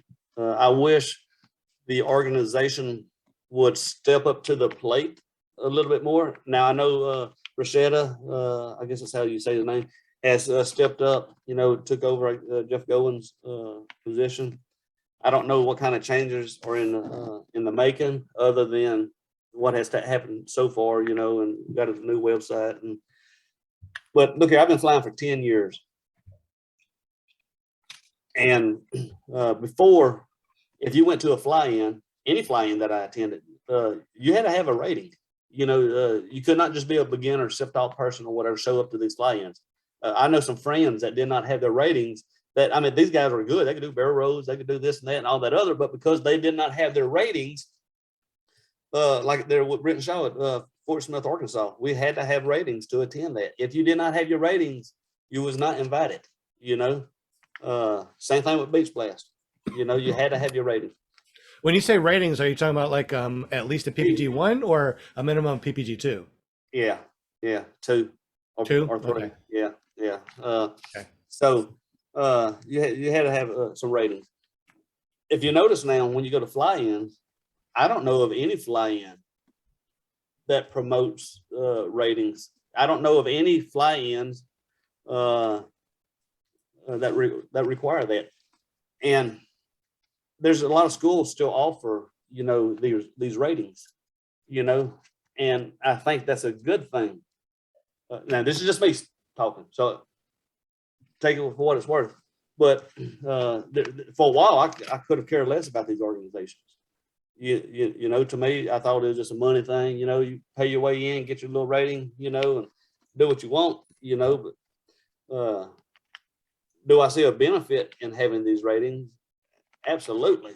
But I will say this here: of all the fly-ins I attended, I have never seen any organization. I don't care if it's USPPA or ASC. I never seen them have a tent set up. I never seen anybody out there promoting the organizations. You know, honestly, I wish that if we're going to push for these ratings and get people involved, you know, I think every fly-in there is, you know, that they ought to have a tent set up. They ought to be promoted, just like they got dealers and distributors, you know, you got different schools and stuff. They out there, you know, got their tents and set up, you know, promoting their school. This is just me, but I wish I would like to see USPPA get more involved. That sounds really good. I wonder for the people in chat, what do you guys think about this? Do you think that all the fly-ins should require us to have at least a PPG 2? Or what do you guys think? Let me know in some comments. Thank you very much. Now, we're going to make some people mad by saying that. Like I said, I got mixed emotions about this. Okay, I truly do. You know, I'm content with the way it is right now. But what I'm not content about is the organization, you know, putting more of an effort, you know, and showing up to these events, you know, and just letting their light shine, you know, to try to benefit the community, you know, try to help their organization grow. It'll grow, you know, if they are at the events and they are promoting their event.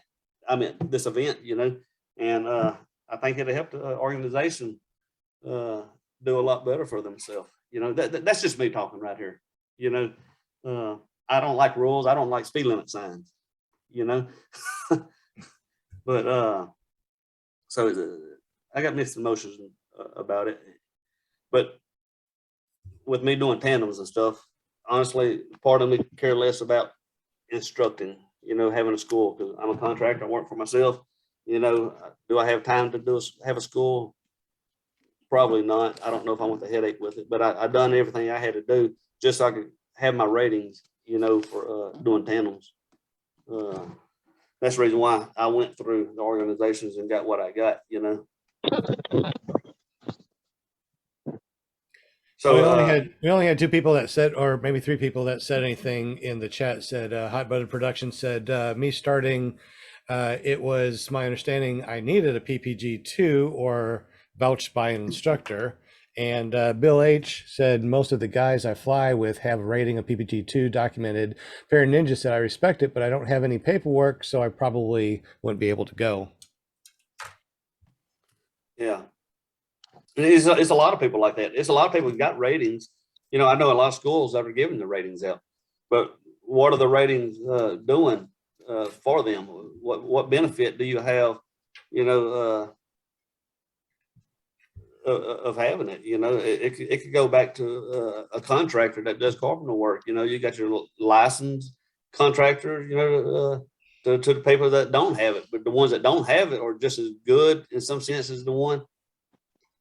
I mean, there's But yeah, pros and no, I cons. mean, that one benefit though would be that, you know, to get the rating, you had to do certain steps. You had a syllabus to follow, and you know Yeah. that certain things were covered. And so, Yeah. if nothing else, I mean, you pretty much know what you're getting as far as the training, you know, and that's a standard, Yeah. supposedly standard across the board there. But yeah, I kind of But- got mixed feelings about that too. Well, I mean, and just like Shaun said too, you know, if we go to a fly-in, maybe they should have the USPPA out there, you know. So it's like you do want to go there, maybe they can help you get your rating there, you know, so you can fly, you know. I mean, having the USPPA over there or at the fly-ins does sound like a pretty good idea, just so we can, you know, say hi to them for one thing. And number two, it's like, you're right. What does the 1, 2, and 3 do for us unless you want to get your instructor in your tandem? Mhm.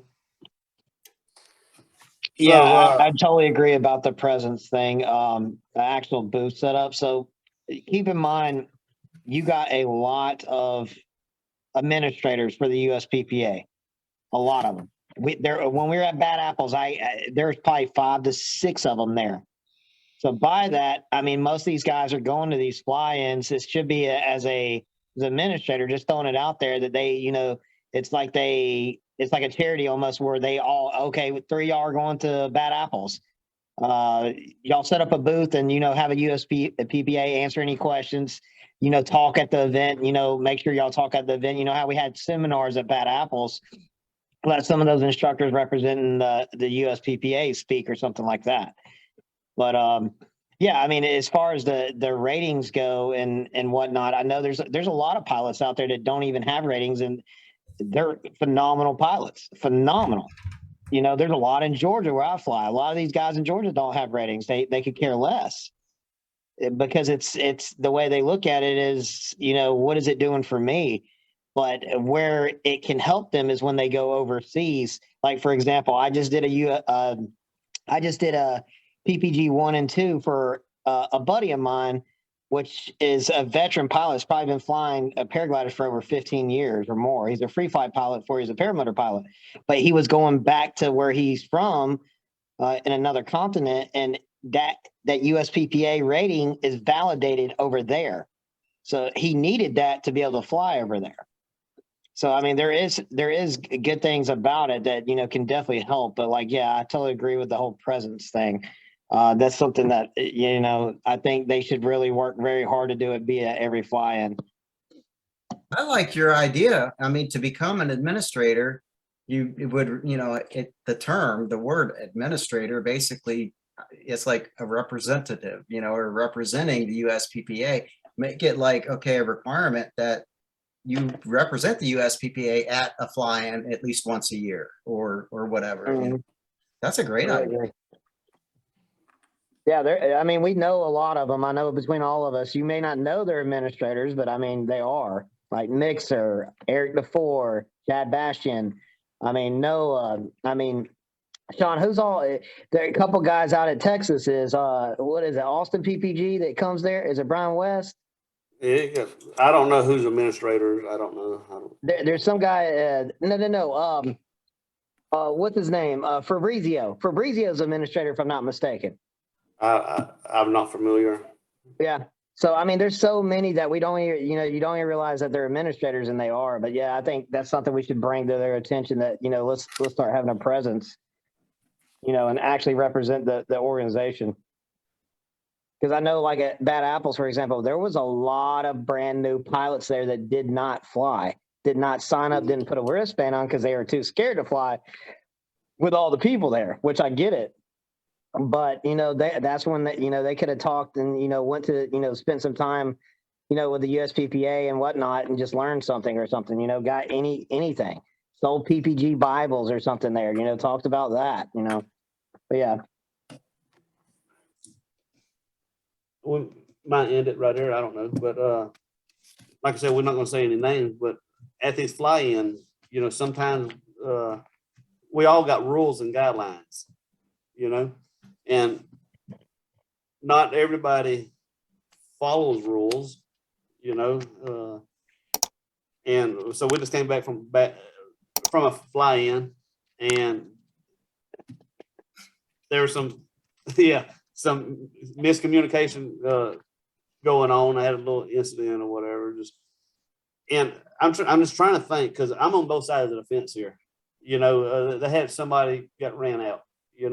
And I wish we talked about this at Endless Foot Drag, because the same freaking person causes the same dang problem that Endless Foot Drag. And he might be watching me. He's a good friend of mine. He's hard-headed, he's ambitious, wide open. He's good. He's a really good pilot. Most of the time we don't do much flying midday. That's when everybody's out and about, shooting a breeze, just chatting, going out for dinner or whatever. Well, you got some pilots are good. They love flying midday. It don't bother them to fly midday. And some of these pilots are good. They have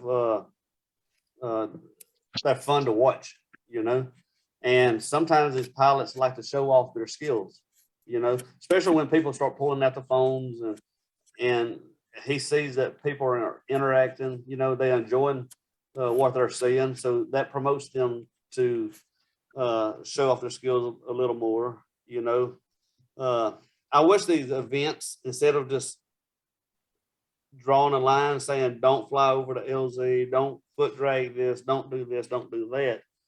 For these kind of guys, that has some talent, like I said, the Endless Foot Drag last year, we talked about this, giving them a time period, to where they could foot drag. Like last year, man, I want to say his name so freaking bad, but he was foot dragging, and that's what we do. We in the foot drag, we foot drag, but what we don't do is foot drag around the LZ, because it could cause problems. People's lunching, people's landing. Well, this individual, nobody else is flying, and he don't have a problem doing what he's doing, because he's not hurting nobody, because nobody else is flying. So he's breaking the rule by foot dragging the LZ or foot dragging places, and that's he just broke a rule, and some people get bent out of shape over that. I wish these events would open up a time period and allow somebody such as him, because he's doing figure eight, foot dragging, his feet never coming off the ground, and in the process of doing a figure eight, turn around and he'll do a wingtip drag. I'm just crazy skills, and he likes the attention, instead of getting mad and kicking these guys out. If we were to give them a window, an opportunity, when nobody else is flying, let them let their light shine. Let's let them cut loose, and do it in a safe environment. That way everybody's happy. He's happy, he's getting to show it off. Everybody else is happy because they get to watch, and it's not making anybody mad because he's breaking the rules, because we just broke the rules by, or should I say, we just added on to the rules by giving them a time period, So does anybody follow what I'm saying? Absolutely. I think that's an amazing thing to do. Me personally, I think that's great. If it's midday, or, usually this person flies midday because really good skilled and stuff like that. Mm-hmm. So if you are flying midday between 11 and 2 or whatever the time period is that nobody is flying, yeah, have fun. I think that'd be perfect. That's when the more experienced pilots should go up anyways. Yeah. I just hate it when I see somebody that has talent like that, and then they railroad on. Look, I know this guy.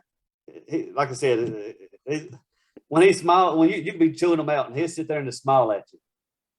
And you're thinking the whole time that he's being sarcastic, that, he's just laughing you off. And if you know this person, it's funny to watch him because he really don't get mad. It's just a lot of people take him the wrong way. And And it makes you that much more mad if you chewing them out when he's sitting there just smiling at you. I'll give a free shirt to anybody that can guess the pilot. That's too easy, man. Someone already had But that I in was mind. there, so. We all would Look be. here. All right, we're excluded. Look, You're Jerry, if you want to do that, and not say anything and just give away a free shirt, we can just use the chat. That way, everybody that listens to the audio doesn't know what's going on, and it's Definitely. just private Yeah, chat, that's fine. through the super chat if you Look, want to. this is the same person that I was invited to go to a beach to a fly-in, as a weekend fly-in. And when I got invited to go, this person was with me. And since I was asked to go, I asked them, do you mind if this person goes with me? And he made a point to make sure to it that this person that comes with me does not get up and start doing barrel rolls at the beach and start showing off and doing sats, and so we had a mutual agreement between the three of us that was not going to happen. And look, let me tell you something. As soon as we get to the beach and he unloads, he is cutting it loose. And this person that asked me, that asked this guy not to do this, he went straight up to him, just mad. And he told him, this is your warning. You do that one more time, I'm going to ask you to leave. It don't matter where this cat goes. He went to Beach Blast with me. You're not supposed to foot drag the LZ. And the mayor was out there and he foot dragged the LZ. And John Black, he's the one over Beach Blast. Sure enough, he called this guy up, he kicked him out, said he got to go. And so me and this guy, we went down the road to another LZ, for about a day and a half. The wind was trashy. The guy there that was doing the tandems was really backed up, couldn't do the tandems and stuff like that there at Beach Blast. They got in a bind and they needed somebody that was good at doing tandems. So this person just got kicked out. The next day got called back. And hey, you mind helping us out doing some tandems over here, Look here. As soon as we got there and walked on the beach, I seen John Black walk right up to this individual and put his arms around him. I took a picture of that. I had to. I still got the picture. It don't matter where we go. This person he will break the rules. But so I just figured at these events, if we can open up a window, because that's what they want to do. They want to show it off. They want, let's let the cat out of the bag. Let's let them. I would agree with that wholeheartedly. But until that point, I kind of feel that the rules apply to everyone. And then once they've changed, then have at it. Let me ask you a question, Shaun. So if let's say they had that 1 hour window made available, would this person stay within that 1 hour window and not? Well, if you have a good air boss, like we do at endless foot drag, we got guys out there with vests, and I'm telling you right now, anybody knows Martin Henderson, he does his job. He's a really cool cat, he get along with anybody. But if you break a rule, Martin's going to chase you down, So when you got somebody like Martin involved, he takes his job being air boss very seriously, when you Martin will conduct and make sure everything is to schedule. That's just the way he works. We got rules, let's not break them.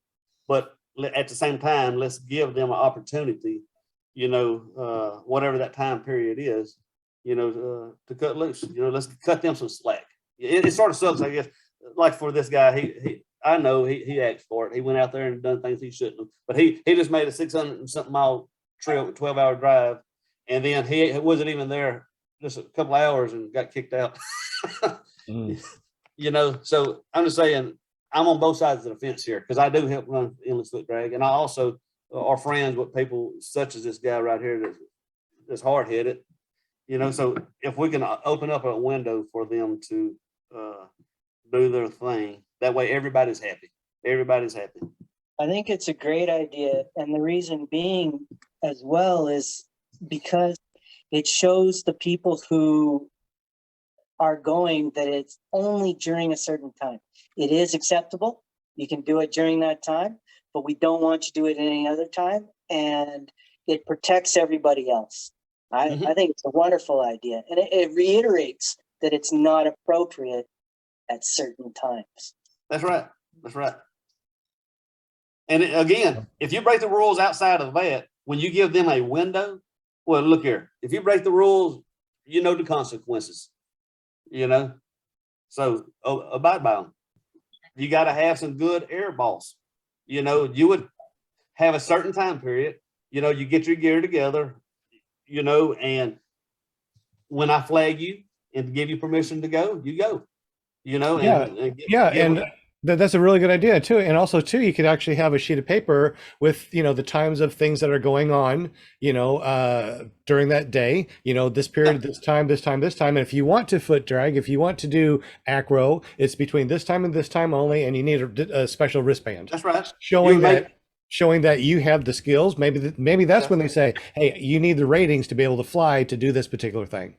Yeah, I know, like endless foot drag, we always have events at certain times and stuff like that. But this right here will be one of those events. And the only way that you're going to be able to participate in the event, you know, is you need to let the air boss know. You need to. We're going to put you on schedule. You know, we're going to put your name there. If your name is not logged in the book for the show in between 1 and 2 or whatever the time frame is, you know, then you can't participate. We want to know who it is, and we want them to understand we got a certain time period. You know, it might be between 1 and 2, but look here, we're going to give this person 15 minutes, and we're going to give this person 15 minutes, or whatever the rules might be. You know, but again, set rules. You know, keep it safe. You know what? Really, what you're talking about there, looking at it from a different angle, it's not so much something for the pilots, although they'll benefit. It could be like what you're saying, an event, a special event for everyone else. So everyone watch and learn. Yeah, absolutely.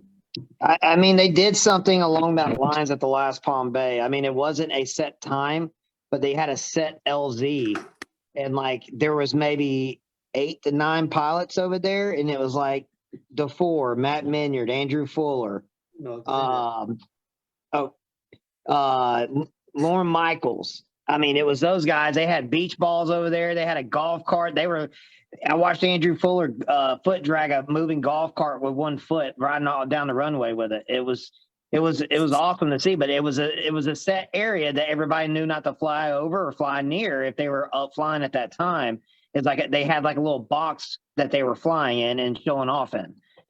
But I totally agree with Shaun on that. Like, I mean, we should definitely do something like that at a flying. I'll definitely bring it up to the Bad Apple organization and do something like that. I don't know if they'll you know, be inviting to it, but yeah, definitely try. And you know, if y'all want to end this on a good note, it might be a bad. Ford is the best truck out there. You know, Oh my goodness. And Matt's the best computer. Red Line is the best oil. Red Armor. Hey, Shaun, seriously, you've been flying all over the place, all over the states, you were saying earlier. Where is one of your most favorite places to fly, and what was your most epic flight? Oh, man. You know, when we did a Paracarnival with Kyle O'Lee, that would always top, you know, not every flight that we had was the best flight. You know, Moab, you know, it was fun. But the time of year we went, you know, we see all these pictures of people flying through the arch and stuff like that. Well, we didn't get that opportunity. You know, those rocks when we went was hot, and the thermals was making it a little trashy, you know. At one time, we was camping there in Moab in some tents and stuff along the river. And so we had like 1,000-foot wall right there on the side of the river all the way to the top. So we're like in the bottom, you know. I'm looking up and I see Kylo Glee coming in to land. And I'm wondering why he's coming in to land. And I decided I want to take off, you know, and he's coming down and I'm going up. And once I got up, I realized why he was coming down. It was a storm coming our way. Yeah, it got ugly, and it got ugly quick. And I remember when I seen it and I decided to come down, that wind started picking up. And when you in between rocks down there by the cold water, that air got trashy, you know. So I would never forget Moab. But at that particular time we went, was it probably the best time, you know? We What flew time of over. year did you go? When was it? Whenever the eclipse took place. I don't remember what month that was. But it was during the time of the eclipse. Because we was actually in Casper, Wyoming when the eclipse took place. I don't know if that was a good time of year or not. Maybe it was just a bad day was there, a bad week was there. I don't know. But we was all over the place, you know. I remember Chris Montez, he hung out with us quite a bit, and we flew over the national park with the arches or whatever, and we failed to realize that you're supposed to maintain, I think, a 2,000-foot elevation over that national park. And me and Chris Montez, we was breaking all those rules. We was down in the park. And what was funny about it, I looked around. I'm like, "Where's Chris at?" Because he was nowhere else to be found. That rascal landed. He ran out of gas, but just so happened he was high enough that he was able to glide off of the park, the national park, and go down to. There's a road down there, and he was able to glide off and land on the road. And somebody came and picked him up. He ran out of gas. But imagine what we could have got into if he ran out of gas and landed there at that national park. You know, that you're supposed to maintain 2,000 foot over, from my understanding. You know, so those are good memory flights. Where do we fly at? We met Chris Santa Crochet. You know, we went to the south side there in Utah and did some free flying. You know, look. I don't have I'm not a paraglider. I'm not. I don't have a paraglider harness. I didn't ask Chris for one. So, you know, these little, you know, our little kiting harnesses. Oh, no, really? This was like on the mountain. Wow. Yeah. Okay, please continue this story. Yeah. So, I mean, my holiday told me it was safe. Wow. Hey, the mad, you know, honestly, here at home, we have this crawfish ponds. We got rice fields. It's a lot of water over here, especially during this time of year. You know, so when you get up in the air, there's thousands and thousands of acres, you know, of water, crawfish ponds and rice fields, and they ain't but knee deep. You know, they're not deep at all. So, if anybody wants to fly crawfish ponds, I got probably one of the best places to fly out of. You know, I love flying at home. I truly do. So, that's that. All right. Well, man, I've had an amazing time listening to your stories. I'm speechless on some of them. Not quite sure how to react on others, and opinionated on some, and think some things are a good idea and some things aren't a bad idea. So this has been really fun and very interesting. I really appreciate you, Shaun and Rachel, for joining us tonight. This has been really awesome. Anything else from the panel before we call this a night?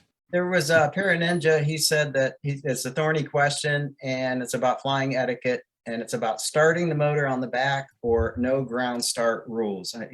I guess as far as fly-ins go, because it causes a lot of tension in our groups. So And I'm sitting here thinking, I hope he don't ask me that. sorry, man. Wow. Just got you at that last moment, though. You don't want me to answer that. It's just opinions. I mean, this show's opinions, and it's free speech opinions. So, do I believe in that at fly-ins or in general that you should have the motor on your back? After seeing a lot of things that has happened to people, yeah, I think that's one of the best advice it could be. I know some people put a strap on their prop, to keep it from spinning in case the throttle was stuck. I know a lot of times we do get caught up in that moment to where my kids are bad about this. Well, that's them. It ain't never happened to me. And they think they bulletproof. So every time it's for some people it might not ever happen to, and for quite a few that it has happened to has had some very bad outcomes. Some of them is just a finger, and some of them it could be an arm. Or I've seen some where half their head look like they got scalped. I would never recommend ground starting. Just don't come fly one. So I am very anal about checking my slack and my throttle. You could go through all the loops to make sure everything is perfect for when you crank it, And I don't care how big a man you are, and how well you got a hold of that thing. But if it ever did happen, the unknown might be a territory that you wish you never took part of. And so sooner or later it could happen to any of us, You don't recommend it? No, absolutely not. If you have that's a good thing. I scuba dive, and one thing about scuba diving, you should really honestly never do it alone. You should have a buddy, and one thing good about having a buddy, a lot of this is safety. You go scuba diving, you take courses. A lot of the courses, I was talking to Jerry about this the other day. A lot of the course is about safety. Having a buddy there helps out. Same thing with flying. If you got a buddy there, hey, you start me and I start you. I don't recommend it absolutely at all. I really don't. Even though I have a tendency to do it myself, that's a gamble that I take. I absolutely don't. And when it comes to fly-in, we got enough people there to help you start your motor. Because if you ground start it and the motor does go crazy on you, it's not just you. You got other pilots around, you got bystanders, you got people watching. And a lot of times these people are not very far from you, honestly, at fly-ins, it should really be a rule. And I got a question for you with that in regard to that. You said because there's other people around, I start you, you start me. So, I mean, I went to a fly-in the other day and nobody even thought of assisting in starting. We all started it all on our backs and everything. Or most of us did anyway. And we encouraged people with different techniques, but I thought that's a good point that we can have somebody help us start. Well, a lot of times, right in, and then have somebody pull the cord. So here's what happens. A lot of times with these motors, you got the motor on your back, you strapped in, and it's aggravating. You go to, even if you can reach back there and grab it and pull it yourself, and you pull, and it don't start. Well, now you got to you're going to have to set it down, start all back over, and prime it. Push the button, squeeze it. But if you got somebody there with you, hey, give me a squirt. I know. Give me a squirt and pull my thing. Yeah. We went from give me a squirt to you pull, I pull yours, you pull mine. It must be getting late. Where's Jerry at? Jerry Fly. Oh my gosh. Where's Steve Minty at? How you say his last name? Is it? Yeah. Yeah. Good show. Yep. Yep. So, but honestly though, we should, help one another out and make safety a bigger priority, in these events, it's all about safety, man, having a good time and being safe. Yeah, man. So are there any videos of people who start on their back and then the motor gets away on them? I And seen the one. results of that? I seen one that happened. It slammed him. I mean, he survived it. He didn't get hurt, but I guess getting slammed and look like a fool is a better option than that thing going crazy on you and hurting you. But you know what? I really feel bad. Even if it got away from you and you didn't get hurt and it hurt somebody else, Yeah, 'cause I've met a couple like that. The guy got a new one, wasn't flying yet, but he wanted to started it up, went full throttle.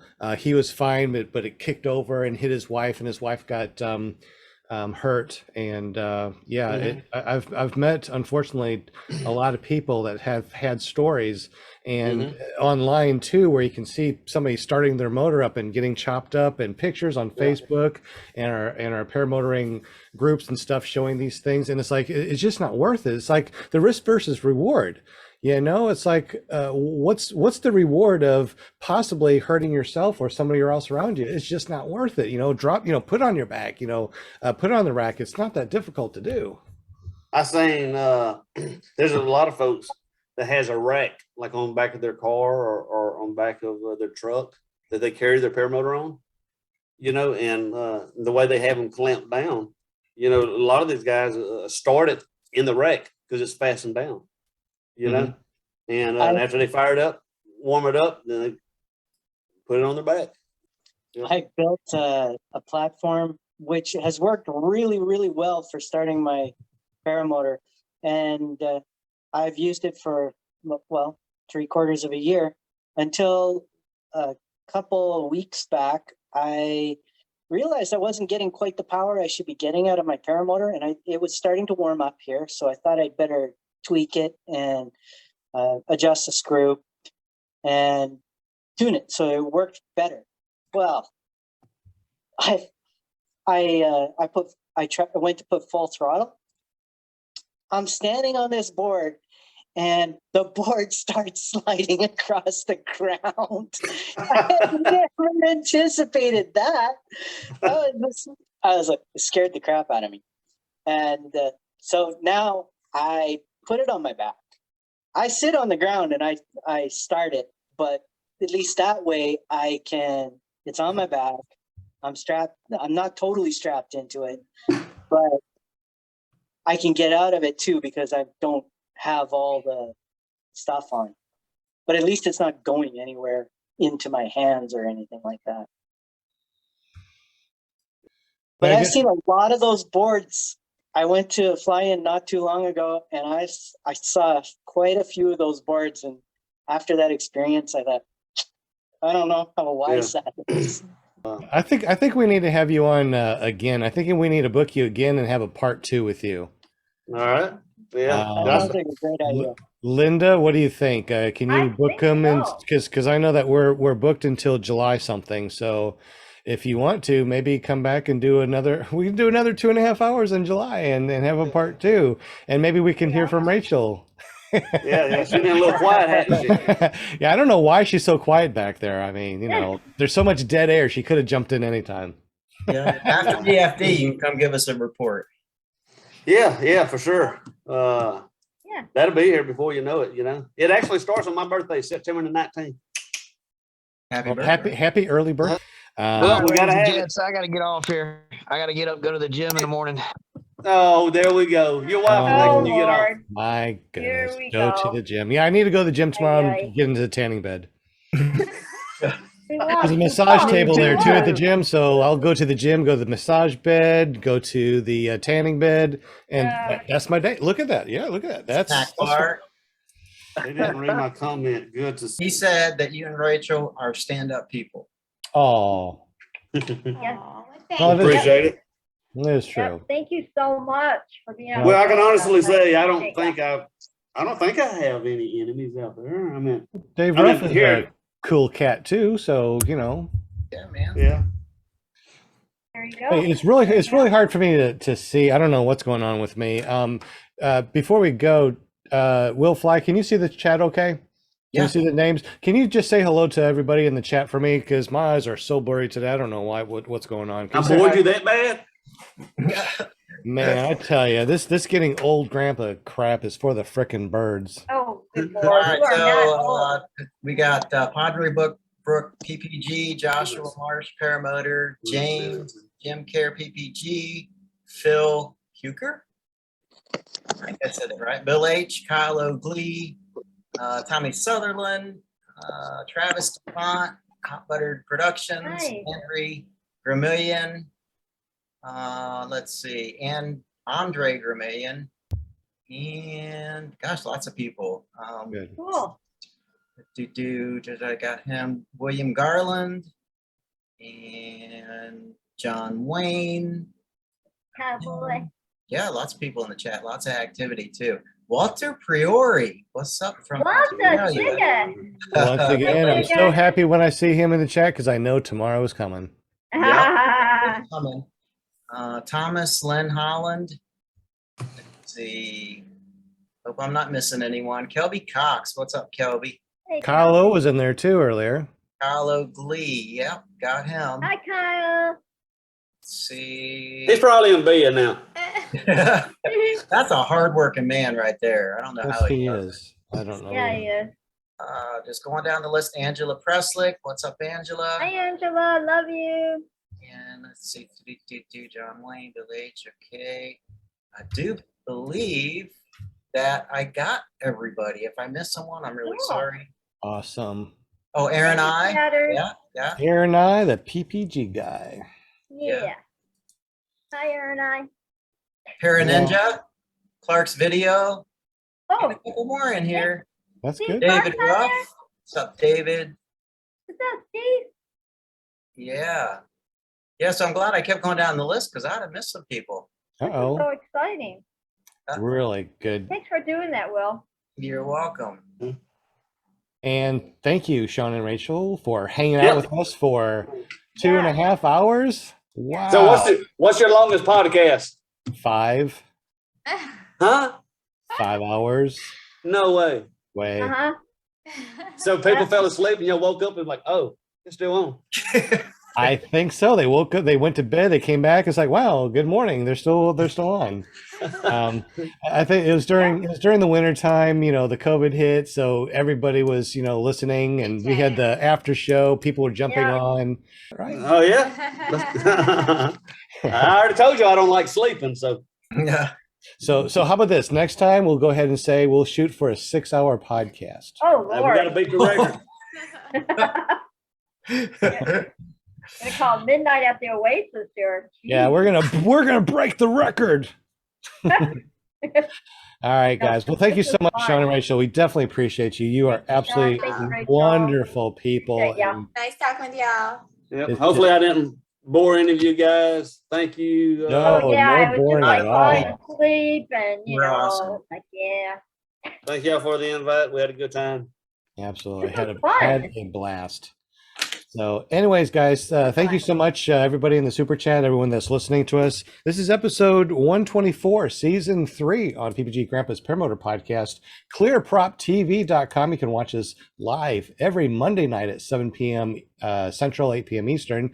And if you missed a show, don't worry. You can go over to your favorite podcasting app or run over to paratalk.org, and that's where you can see all of our uploads in the, the audio version of it. You can even go to Amazon and type in PPG Grandpa's Paramotor podcast and find us on Amazon and what was that, Prime Music, Amazon Music, and just the Audible. You can go to Audible and listen to our podcast. We are everywhere. That's what I say. And We are people say, where can I find you? And I said, everywhere. Just search for Paramotor Podcast, and Anthony Velas would come up first because he coined that term, Paramotor Podcast. Anthony, you got it. You're love awesome. him. Yep. But yeah, we're second right underneath Anthony Vela. So Yeah. Anyways, y'all have a wonderful evening. You guys don't go anywhere. We'll say goodbye after we say goodbye on the air.